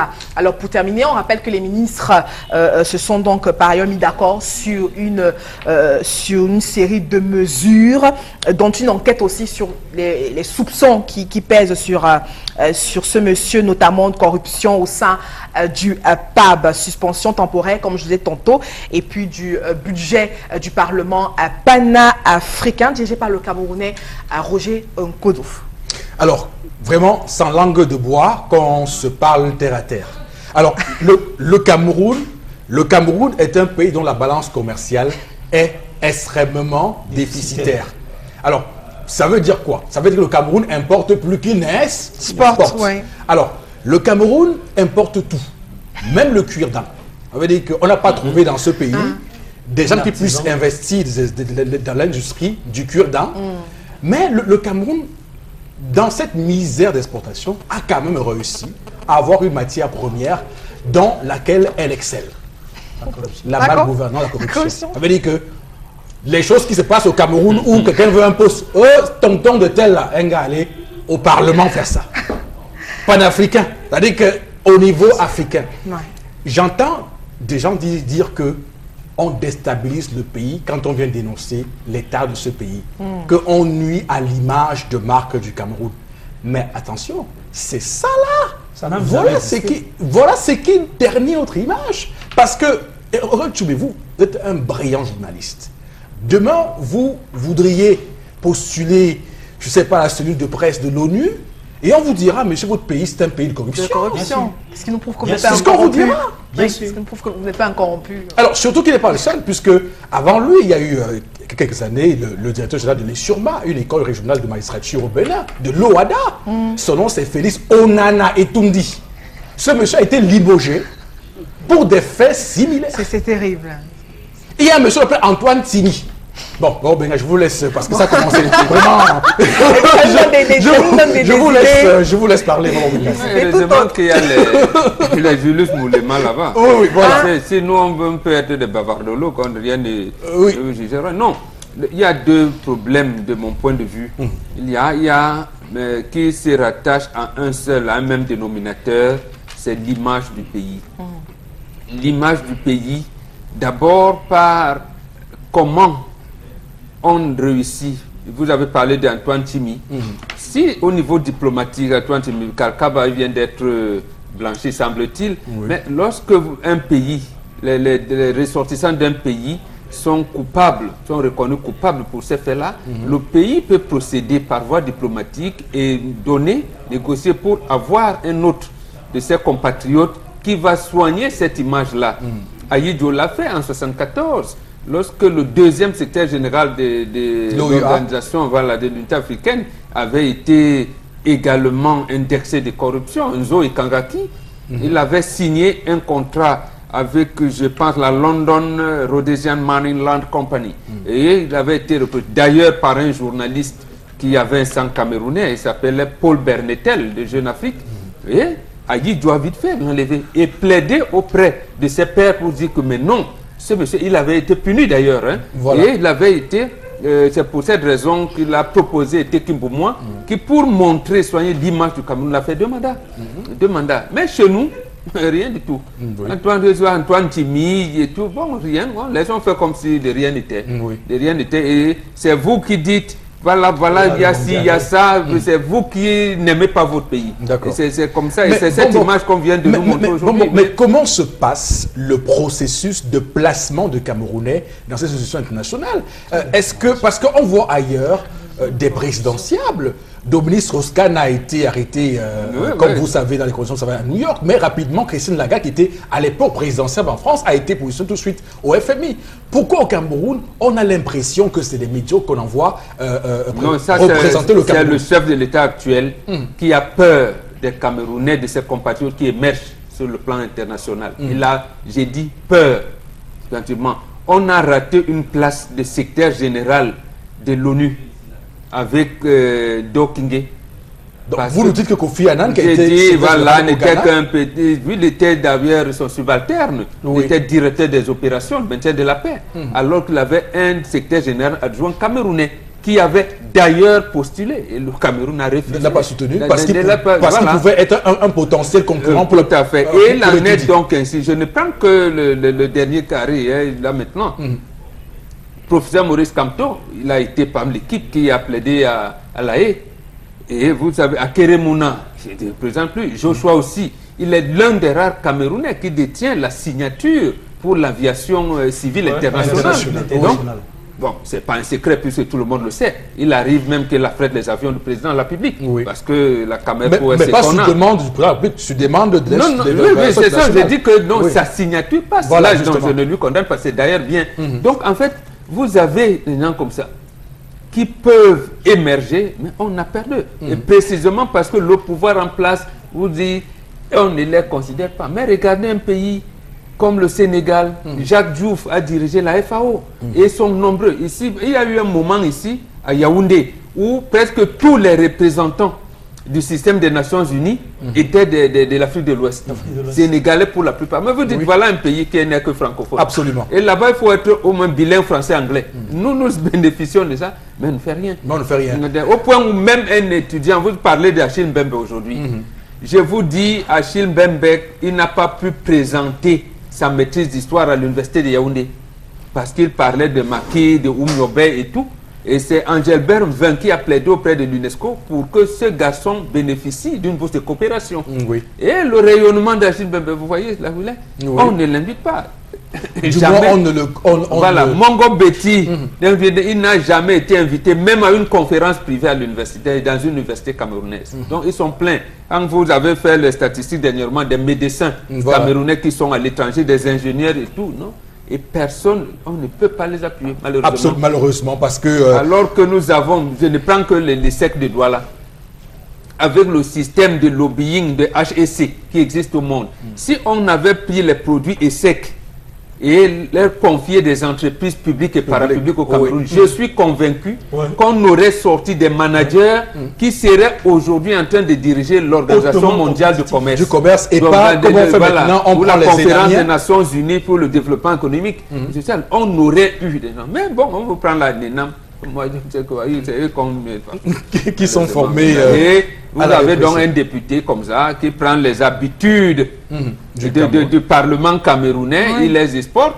Parce qu'il aurait quand même, je ne sais pas qu'il est coupable, je ne dis pas qu'il est coupable, mais au moins, si le président parle le bilan moral, comme dit Moulema, qui est Parlement, parce que c'est en Afrique du Sud qu'on avait commencé à l'indexer dès le départ, c'est-à-dire que le processus de recrutement. Quand il est nommé en 2015, oui. Voilà. C'est-à-dire, il a pourtant une Camerounaise qui est brillante sur le plan international, le professeur Lomo Tonga. Oui. Mais le processus de recrutement, les journaux africains ont dénoncé un certain nombre de choses. Ils auraient donc compris que non, puisque mon premier mandat, on commence à me reprocher ceci, il faut que je sache où me tenir. Oui. Or, il a la possibilité de nommer du cabinet. Ça veut dire quoi? Ça veut dire qu'il n'a pas au sein de son cabinet des gens qui peuvent lire les comptes, j'allais dire, les comptes, les finances, le rapport financier de l'institution pour lui dire non, président, dénoncer dénoncer ça, quitte à créer un dissident au sein du Parlement. Voilà. A dit que non, il y a les lignes là que je ne comprends pas vraiment, réviser moi ça.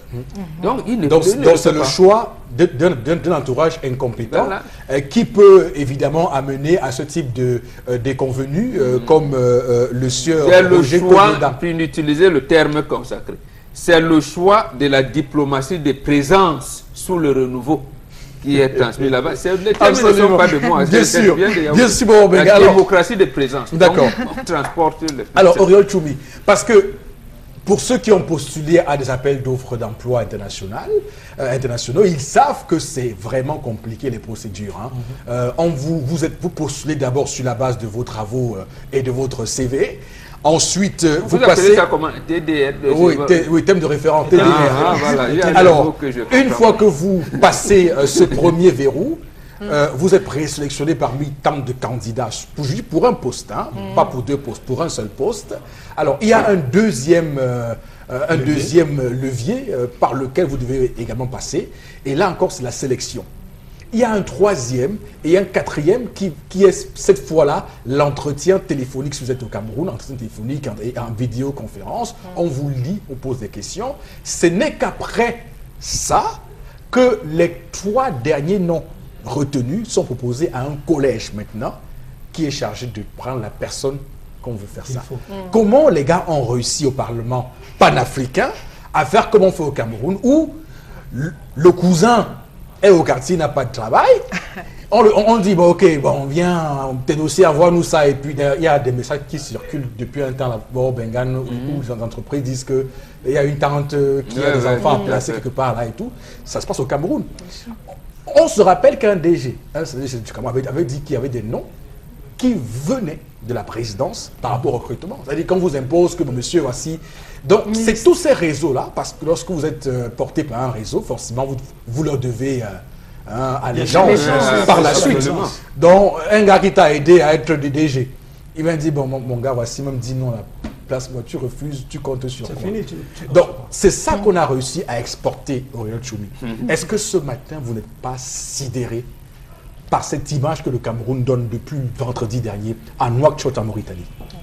D'abord, j'ai été sidéré lorsqu'il a été réélu en 2015. Oui. Je vais dire pour le cas de M. Kodo Roger, que je connais particulièrement, que c'est un de ces milliardaires qui a réussi parce qu'il a investi dans le bois, la forêt. Oui. Mais je peux vous dire qu'il a toujours réussi par la force de je ne sais trop quoi à masquer les scandales dans lesquels lui-même est englué au Cameroun. Notamment au-delà de la déforestation, le désenclavement de tous ces villages-là où Iti... Dans l'Union et Fumo. Vous comprenez? Oui. Donc, allez voir sa belle maison à Bitaine, très belle maison, grosse villa, et tout. C'est un monsieur, le gars a son argent. Et il a grandi dans ce système-là, système camerounais où on se fiche pas mal des compétences.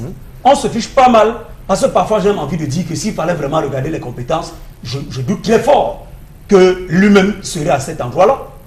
Donc, le gars se fiche... Je rappelle que ce matin au Cameroun, les Camerounais le découvrent. Bien sûr. On découvre un Camerounais, même son visage n'est pas connu, puisqu'il n'a pas de fait d'armes au Cameroun. Au lieu de se présenter comme le Vera Songwe, oui, nous on découvre quelqu'un qui nous amène... Oui, ça veut dire que les Camerounais, dans leur immense majorité, ce matin, découvrent qu'on avait un Camerounais au Parlement panafricain. Voilà comment vous pouvez entendre. Pas parce qu'il a fait avancer le Parlement, mais parce qu'on l'accuse... Parce qu'il a fait un plongeon dans le gouffre. Ce Parlement se réunit 2 fois par an. Oui. 2 fois. Et vous avez quand même un président qui vous dit qu'il est incapable de présenter le bilan financier d'une année. Pour deux sessions, c'est pas évident. Et la vérité, c'est qu'il ne peut pas. C'est ça la vérité. D'abord parce que tel que vous avez parlé, le recrutement qui l'entoure. Regardez ce que les directeurs font au Cameroun. Les directeurs généraux, le SP, le responsable de la cellule juridique. Dès qu'on nomme un directeur, quelque part, préparez-vous. Les premiers postes. Vous allez quitter. Parce qu'il vient avec son bataillon. Son réseau. Il vient avec son réseau, les membres de son réseau. Il peut parfois laisser le secrétaire général, mais il va venir avec un SP. SP qui ne veut rien dire, que l'État ne connaît pas. Secrétaire particulier. Que l'État ne connaît pas, mais qui marche. Non, et c'est tellement grave que, justement, certains dossiers forts de la République ne passent pas par le secrétariat général. Le secrétariat général, c'est tellement mais grave. pas le secrétariat particulier. Mais je vous dis que l'État ne connaît pas le secrétariat particulier. Mais il marche. Il a un véhicule de service. Il est parfois plus puissant que tout le monde. Puisque son bureau est même plus climatisé que le secrétariat général.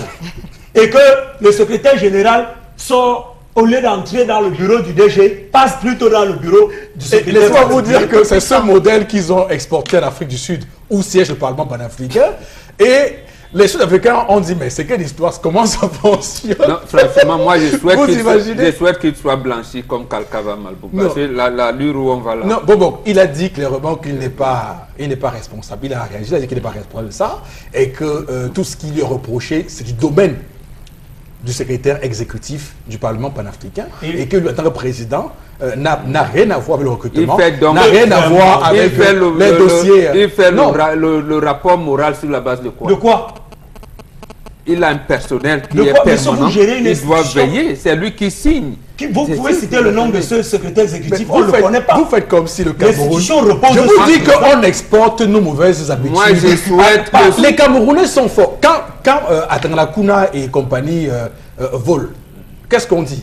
Que le président peut être bien au courant de rien. Oui. Et qu'il est bon, l'entourage est mauvais. Moi, je souhaite que le ministre des Relations extérieures et Pierre Moukoko Mbonjo, qui est président de la commission là-bas, fasse la diplomatie de présence pour qu'il soit blanchi. D'accord. Voilà, par diplomatique. Alors, Haribé va dire aussi un mot sur ce sujet, parce que c'est un sujet passionnant. Hein. C'est important pour les enjeux de l'avenir de ce pays. Je ris pourquoi? Parce que quand j'ai vu son image à la télé, je crois que c'était le type de la nouvelle technologie. Regarde, il ressemble à le professeur Etundi Atsa. Oui, moi, non, le père des ordinateurs. Oui, le père, il ressemble un peu, je crois que c'était lui. Roger là, c'est qui, non? Ça prouve encore que parce que tu es l'enfant de quelque chose de la République, qu'on te met quelque part. Parce qu'il a eu à mettre l'argent dans les enveloppes, il a donné. Et avoir cette place-là, c'est pour cela qu'il marche avec ça.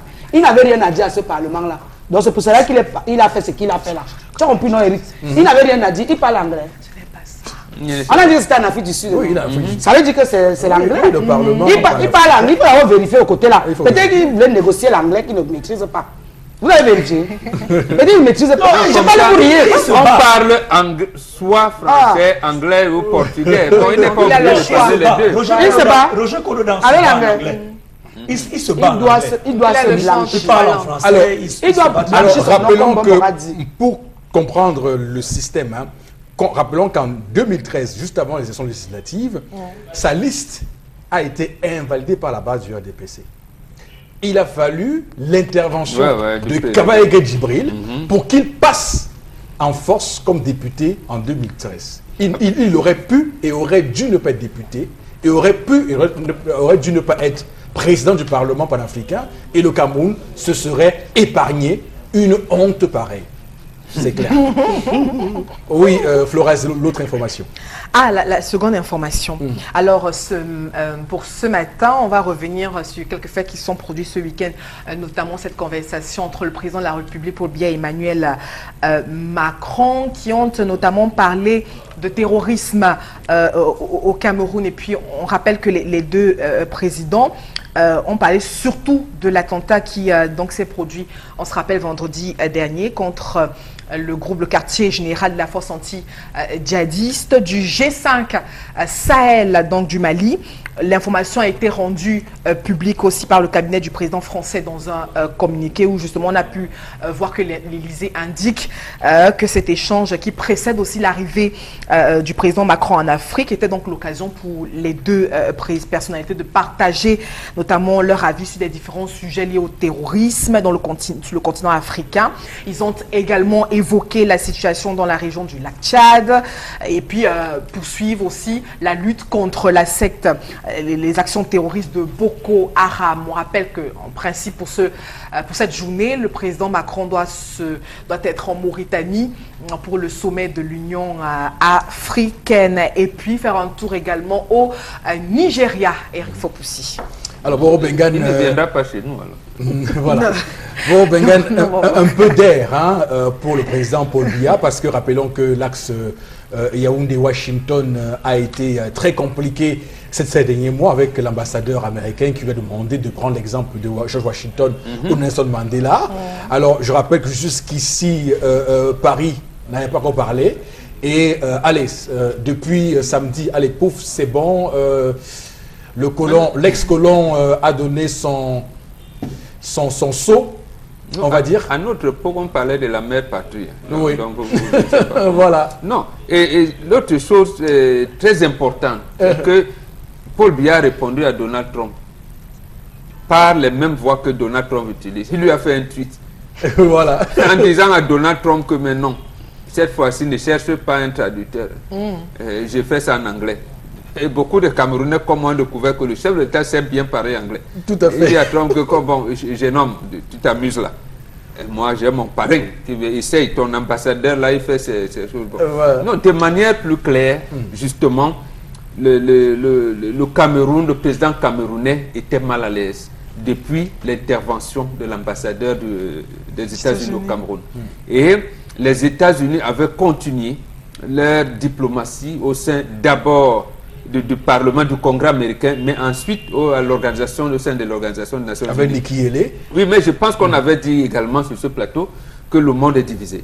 Les États-Unis ne peuvent pas se permettre, même si Trump peut faire des interventions n'importe comment, les dégagements, comme même de l'agitation, voilà, de l'agitation, voilà, comme on voit le plus souvent. Et le président Biya dit que l'agitation n'est pas synonyme de vitalité. Voilà. Donc même les agitations de Trump ne pouvaient pas influencer tant que l'Élysée n'a pas encore donné son accord. Et l'Élysée, la cellule africaine de l'Élysée protège le précaré français. Et c'est un ouf de soulagement, et je vous comprends, que le président Biya dise que enfin j'ai un soutien. Et il faut lire la une des journaux qui sont apparentés au gouvernement ce matin, c'est clairement une jubilation. Oui, Paris et Yaoundé, ciel sans nuages. Donc, quand on lit les unes de ce matin, on est clairement ébahi par ce trophée. Mais il faut aussi comprendre, le Cameroun, le président Biya notamment, a vécu une très mauvaise expérience en 92 avec une ambassadrice américaine qu'on appelait Frances Cook. Et à l'époque, la France avait son ambassadeur ici, qu'il appelle Yvon Omnes. Et je pense qu'il a pris sa retraite. Et qui est devenu après conseiller. Après, le chef de l'État camerounais l'a pris comme conseiller aux affaires stratégiques et politiques. Mais je ne sais pas s'il est mal dans le budget camerounais, mais comme il est un retraité. Mais il faut donc comprendre que avec il a joué de son influence. Influence pour cela, pour que vraiment la cellule africaine de l'Élysée essaie de voir.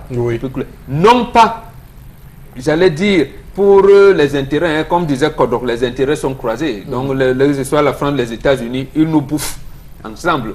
Il faudrait donc que pendant leur déjeuner, ils disent que non, laissons quand même. Le vieux là, bon, laissons-le. Donc, vous dire au chef de l'État camerounais, voilà. Donc, il va donc redire, comme il a dit en juillet 2015, ne dure pas au pouvoir qu'il veut, mais qu'il peut. D'accord. Qu'il a cherché les moyens pour rester là. Pour rester là, et la France désormais, parce que Emmanuel Macron, venant en Afrique, a appelé Paul Biya, et quand on voit les sujets qu'ils ont abordés, c'est des sujets clairement transversaux, qui demandent une certaine confiance de la part d'un homme d'État pour se référer à l'avis du président camerounais. Lorsqu'on parle du G5 Sahel au Mali, alors le Mali c'est très loin de nous, donc si le président Paul Biya est consulté on a un pour ça, détachement militaire là-bas? Je ne pense pas. D'accord. Nos informations ne laissent pas, je ne pense pas. Moi non plus. Alors sur la question du lac Tchad, je pense que pour l'instant, les choses se sont un tout petit peu calmées. Alors je me serais attendu, parce que dans le communiqué de l'Élysée ou même de la présidente camerounaise, nulle part il est fait mention de la crise anglophone. Et c'est ce qui surprend les observateurs. Comment ont-ils pu se parler sans évoquer la question de la crise anglophone? Dans la diplomatie, le président Macron ne pouvait pas le faire. Oui. Parce qu'il a un de ses collaborateurs qui est ici. En réalité, c'est même des axes pour lesquels on nous tient souvent. D'accord. C'est-à-dire, lui dit, mais monsieur le président, vous allez nous soutenir, soutenez la France il dit, vraiment, c'est vrai, il faut d'abord. Lui, il attend maintenant. Il sait que, bon, les Américains, là, le président Biya lui dit, les amis disent, ne vous inquiétez pas, je suis là. Mais quand le ministre français va rentrer et remettre son rapport, là, il va l'appeler encore, lui dire, mais, monsieur le président, ce que disait Trump là, c'est quand même mauvais. Hein? Il va lui dire, mais on fait comment? Il dit, bon, d'accord, donne-lui, tu me donnes encore l'autre. Je pense que Jean-Baptiste Lemoyne a été le témoin des tirs sporadiques. Il va lui dire, nous on est prêt à stopper les terroristes sécessionnistes, invasionnés, et tu nous donnes encore l'autre. Oui. Alors, juste un mot sur cette question. Non, simplement dire que pour moi, le ciel n'est pas sans nuages, contrairement à ce que les gens peuvent penser. On est en politique, et en politique, il faut s'attendre à tout. C'est vrai que jusqu'ici, Emmanuel Macron n'a pas encore un pion parmi les candidats à l'élection présidentielle. Il n'a pas encore quelqu'un sur qui il peut compter pour continuer à entretenir le précaré français en Afrique centrale. Donc, s'il trouve un candidat sérieux, effectivement, il va falloir se séparer de M. Biya. Parce que je rappelle que il continue de couvrir les intérêts du président de la République, naturellement parce que le président de la République, lui, il ne dérange pas beaucoup les sociétés françaises. En tout cas, intérêts français. Toujours est-il qu'on nous confirme bien sûr ici que ce qui est d'ailleurs grotesque, parce que sincèrement, je ne comprends pas qu'on puisse admettre dans un pays souverain que la décision de qui occupe notre présidence au Cameroun vienne de la France. Pour moi, c'est absolument inacceptable. On est donc souverain, c'est ça le problème. Mais bien sûr. Ah, d'accord. Bon, alors, nous sommes souverains. Alors, Florazé, la troisième information cette fois-là. Oui, la dernière, Eric Opoussi, c'est cette nouvelle apparition de la Vierge Marie. On est dans le Dja Lobo, précisément dans une localité appelée Den. Et là-bas, il y a, d'après des témoignages, la Sainte Vierge, donc Marie, serait apparue successivement pendant 4 jours. Et puis, non, attendez, les réactions, je rappelle quand même que la réaction de l'Église catholique reste encore attendue. Oui. Alors, c'est une femme âgée pratiquement de la cinquantaine qui dit donc, devant chez elle, était en train de faire la lessive de ses petits-enfants. Et puis, tout de suite, elle a été éblouie par une lumière très forte. Et elle a donc vu la Vierge, enfin, je ne sais pas les détails de ce témoignage. Elle a vu la Vierge, donc les détails d'être prise dans les photos. Et dans les détails, justement, elle ne nous décrit pas comment la Vierge était, si vraiment c'était plus jeune ou alors moins, etc. et tout. Donc, sauf que depuis 4 jours déjà, les populations ont fait les tours dans le dit lieu, et puis sont restés convaincus par les témoignages de cette femme que la Vierge Marie est bien apparue dans ce village de Den. Donc, pour l'heure, on attend que l'Église Non, mais il fallait leur poser la question. C'est nous montrer le doigt. Nous, on veut voir la ligne. Nous montrer le doigt. Vraiment, c'est heureux d'endroit. Donc, elle a été éblouie. Elle a un témoin. Alors, sur ce plateau, chacun fera 10 secondes de réaction. Vraiment, je compterai 10 secondes. Alors, Oriol, je commence par vous. Vous avez dit 10 secondes. Eric Opoussi. Dans le témoignage d'une jeune fille, quand Jésus était apparu elle a dit, il était exactement comme sur la photo. Mais je voudrais vous dire, le Jésus sur la photo, le Jésus dans les églises catholiques, les églises dans vos maisons avec l'auréole concentrique autour de la tête, il s'appelle Robert Powell. Voilà. Il vit, c'est un cinéaste qui a tourné un film. Il y a Mel Gibson qui a tourné La Passion du Christ. La Passion du Christ, le Vatican a refusé de financer La Passion du Christ de Mel Gibson.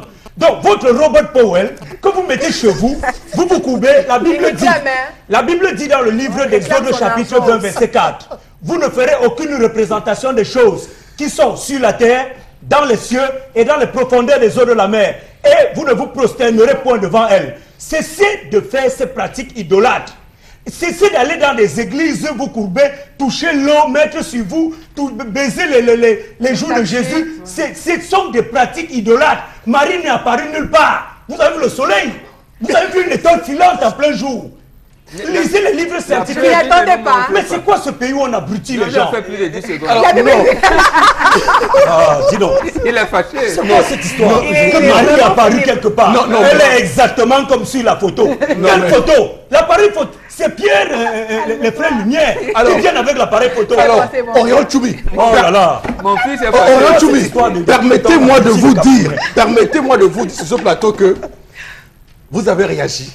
Et je pense que personne ne peut rien dire. Non, je pense que vous avez tout dit. Et que, franchement, madame, monsieur, c'est tout ce qu'on a prévu ce matin. Marie est venue au Cameroun avant de remonter au ciel le 15 août. Il va visiter tout le pays. Voilà, c'était tout pour la revue des réseaux sociaux, un peu longue quand même, mais il faut dire que c'est parce que l'actualité nous donne vraiment à nous rendre compte de ce que le Cameroun vit au quotidien. On prend interpellation dans un court instant, madame, monsieur, parce que l'émission se poursuit sur le même rythme et les mêmes dénonciations, puisque l'émission a en elle les gènes d'une émission qui porte justement les revendications qui sont les vôtres, les souffrances qui sont les vôtres. Donc, à tout de suite. Le temps qu'on prenne interpellation, on va prendre Constylamine avec le médicament ou le produit Vambio. Bonjour Constylamine. Oui, bonjour Eric, et surtout merci à ce très grand homme qui se fâche toujours, Oriol Tchoumi, pour sa très belle déclaration. Je suis avec toi mon frère. Merci beaucoup. Oriol Tchoumi.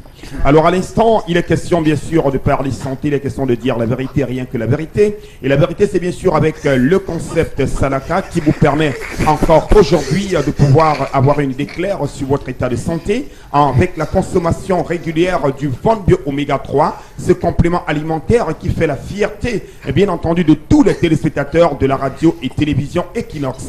Alors chers téléspectateurs, je vous aime tellement, je vous adore tellement, voilà pourquoi je suis là tous les jours sur les antennes de ce média leader en Afrique et bien sûr la télévision Equinox pour parler du Vambio Oméga 3. On peut d'ailleurs l'apercevoir à travers l'écran. Le Vambio Oméga 3, bien entendu, vous permet, chers téléspectateurs, de réduire les complications du diabète. Oui, pour nos amis diabétiques, c'est donc l'occasion plus que jamais de réduire les complications du diabète. Le Vambio Oméga 3 vous permet également de prévenir les AVC. Et parlant bien sûr des AVC, un conseil, chers téléspectateurs, évitez bien sûr de vous fâcher de temps en temps, évitez de prendre des engagements, évitez bien sûr de compliquer la vie, évitez de manger n'importe quoi.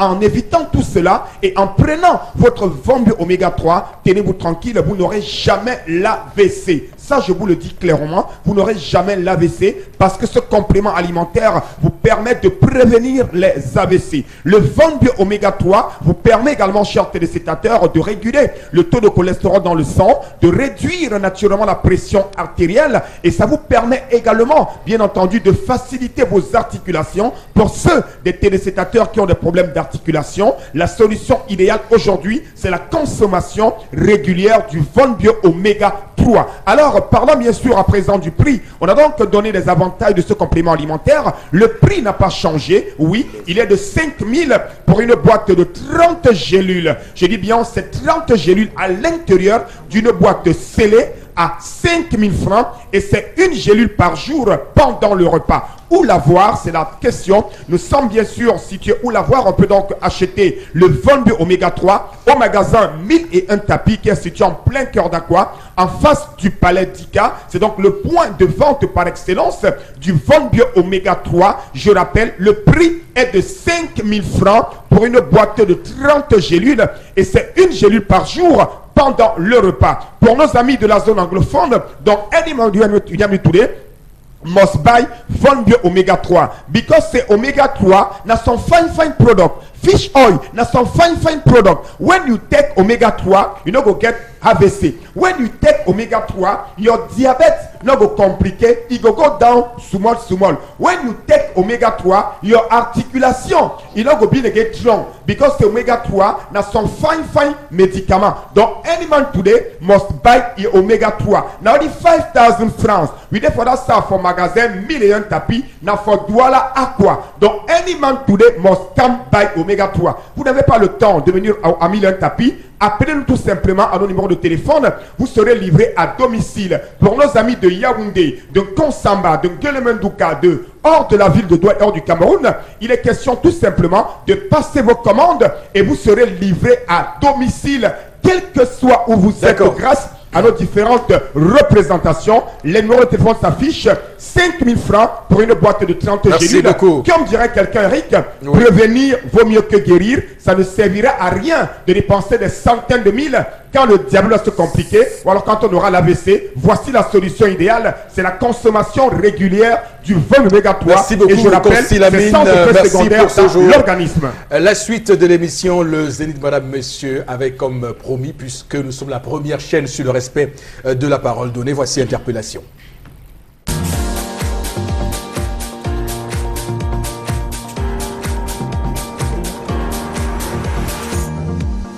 Moi, je pense pour le développement de mon pays, pour commencer, que les hommes doivent être vrais.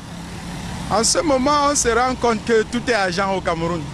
Et quand l'argent passe avant tout, rien ne peut marcher. Nous sommes dans un pays, regardez par exemple l'image des motos taximens.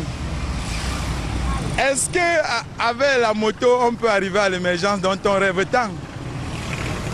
J'aimerais dire à notre délégué de la communauté urbaine, M. Frins Tonnet, docteur, qu'en ce moment, nous, on n'a plus besoin de dons. Nous n'avons plus besoin de dons. Nous avons besoin qu'on pose les actes concrets. Qu'est-ce qu'il vous a donné? Lui, il a distribué les gilets de la communauté à certains benskins. Moi, je trouve ça très anormal.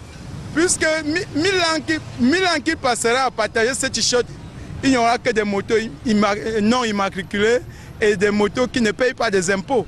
Moi, je proposerais à Dr Frins Tonnet par rapport à ces relations de trouver au minimum des médicaments de désintoxication pour nos frères mototaximens, qui peut leur permettre au moins dans un délai de chaque 6 mois de se désintoxiquer. Ça sera un point de motivation pour que chaque benskiner se sente intégré. Pas que chaque jour on parle de vivre ensemble, mais on a l'impression que c'est quand certaines personnes se sucrent qui pensent que nous sommes ensemble.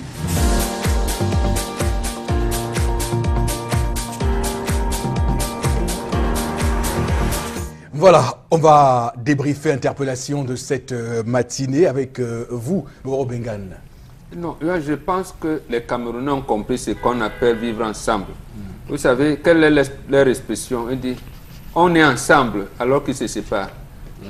Voilà, donc quand deux Camerounais se séparent, ils vous disent mon frère, on est ensemble, on est ensemble. Ça veut dire qu'ils se séparent. C'est assez révélateur de l'esprit des gens. Oui, ça veut dire que nous avons intériorisé la distance qu'il y a entre les riches et les pauvres, oui. disant que bien que nous soyons dans un même territoire, mais de toutes les manières, il y en a qui vont être piétinés et qui vont accepter de l'être. Parce qu'il a quand même relevé quelque chose d'important. Les chasubles, oui, mais presque tous les pratiquants de moto-taxi ont des infections pulmonaires. Qu'est-ce qu'on fait? Ça devient, et pour un médecin qui est à la tête de la communauté urbaine, et je partage le point de vue de ce compatriote, cela devrait l'interpeller. Tout à fait. Tout à fait. Alors, Oriol Choumi, sur interpellation de ce matin parce que le compatriote dit des choses très intéressantes, même si après il est un peu alambiqué, mais on retient des choses intéressantes de sa part. Non, moi, d'abord, sa première question, qui, à mon sens, est très pertinente. Il demande, est-ce que c'est avec les motos qu'on va aller à l'émergence? C'est une question magnifique. Quel est le type d'homme de 2035? Quel Camerounais? Quel est le type de Camerounais qu'on voudrait préparer pour 2035? Quand on regarde la ville aujourd'hui, on parlait de la question des mototaximans l'autre jour.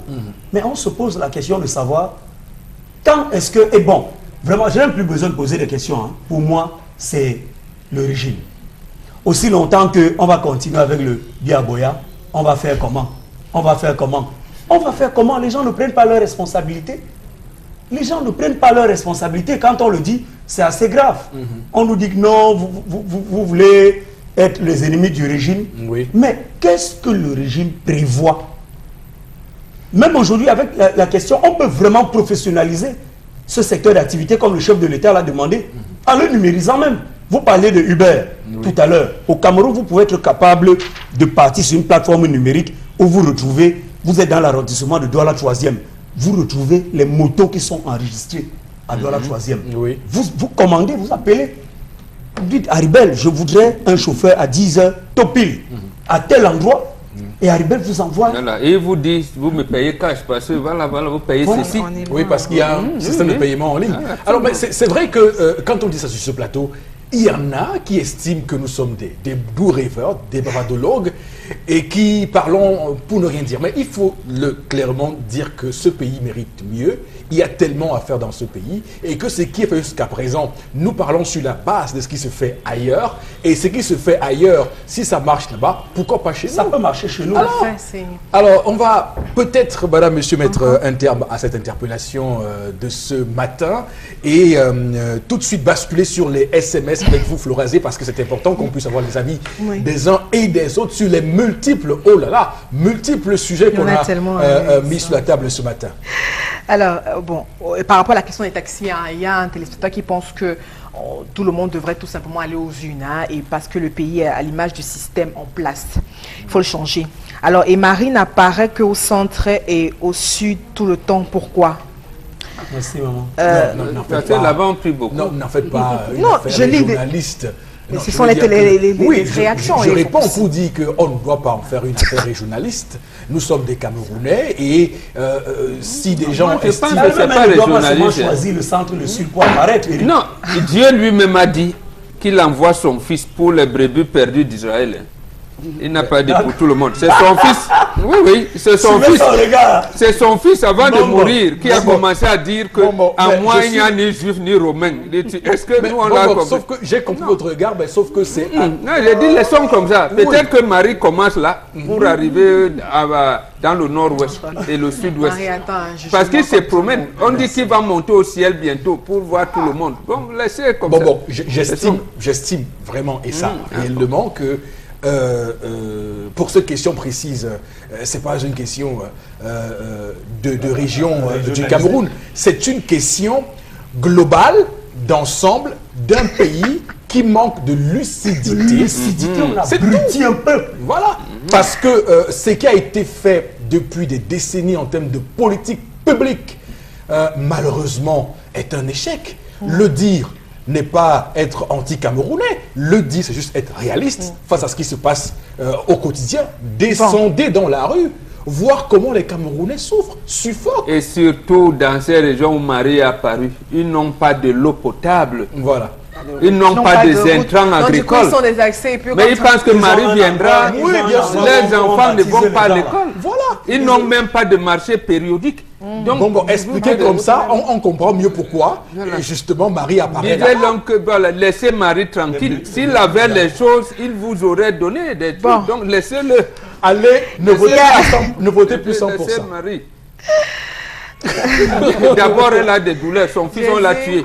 Des décès comme ça. Bon. Allez, alors, il y en a tellement de réactions par rapport à ce sujet. Hein. Oui, mais allez-y. Jésus a aussi dit qui m'a vu a vu le Père. Donc, ceux qui ont vu Jésus peuvent en faire une représentation. Exode. Ceux qui ont vu Jésus. Allez-y. Voilà. C'est ça qu'on sait. Alors, les gens cherchent les voies et moyens pour avoir de l'argent à l'image de l'apparition de la Vierge Marie. Alors, il y a qui pensent que... voilà. Je vous dis que la violence, la violence c'est terrible, des SMS, il y en a que violence des politiques publiques, tout pour les riches, et l'écrasement des pauvres et des faibles. Parce que ce qu'on vous dit sur ce plateau, c'est qu'au Cameroun, vaut mieux ne pas être faible. Parce que si vous êtes faible, sachez que les gens vont vous écraser. C'est tout. Devant la justice, devant la police, à l'école, partout où vous irez, on vous écrasera parce que vous êtes le fils de personne. Ouais. Et ça se passe comme ça au Cameroun. On me dira c'est partout le monde comme ça, mais certains pays ont mis en place des politiques qui permettent un tout petit peu de mettre à certain niveau les gens qui ne peuvent pas mourir parce que n'ayant pas à boire. Parce qu'il n'y a pas d'énergie électrique, parce qu'il n'y a pas à manger. C'est grave dans ce pays. C'est ça même le fondement de l'école dite publique. Tout à fait, l'école publique. Une seconde seulement pour dire que ceux qui ne lisent pas la Bible et qui se laissent abrutir, Jésus a dit, il est dit dans la Bible, que lorsqu'il ne viendra plus dans une crèche, lorsqu'il descendra, il descendra parmi les nuées et tout œil le verra. Jésus ne viendra plus dans une crèche. Jésus ne viendra plus dans une pirogue à Youpoué. D'accord, ok, merci. Alors, mais Auréole, tout à l'heure quand vous parliez, j'ai eu un flash d'idée qui m'est apparu. Ah, bon, pas que je me marie, attention. Mais je vous ai vu un bon pasteur. Je ne sais pas si les gens ont la même impression que moi, mais je sens que... Il connaît la Bible. Oui, parce qu'il est avec Exode, et puis il a même le tempérament. Et il se fâche. Qu'on fasse une représentation du Christ, le Sauveur. Mais ce qu'il dit quand même, oui, Florence, Jésus n'a pas de père et Dieu n'a pas de fils. Bon, voilà, c'est bien possible. Ouais, c'est ça. C'est bien possible que la Vierge Marie soit apparue devant cette femme et ses enfants. Et bien, un passage dans la Bible dit croire sans avoir vu. D'accord. Un dernier message. Même Thomas qui était proche de Jésus n'a pas cru. Je crois pas. Il était plus proche de lui-même. Bon, il y en a qui s'interrogent, c'est quelle lumière qu'ils ont vue. D'accord. Alors, la preuve, même les populations, on nous montrait seulement le doigt. On ne nous a pas montré l'image. Voilà. C'est les doigts. Il fallait nous montrer la doigt là. Merci beaucoup sur ce plateau, Auréole Choumi, très brillant comme tous les jours. Merci. Florazé, toujours aussi percutant. Benga, toujours aussi sage. Et puis, notre très belle génie qu'est Haribel sur ce plateau. Madame, messieurs, vous le savez, restez lucide, quoi qu'il arrive, quoi que la vie vous fasse rester lucide, parce que cela vous permet de mieux appréhender les situations.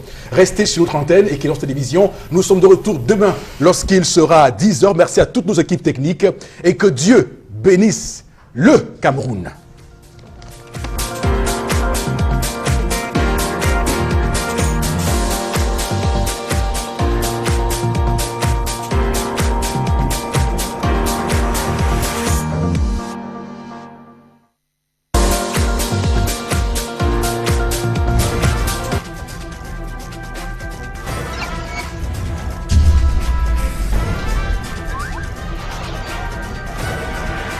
Equinox.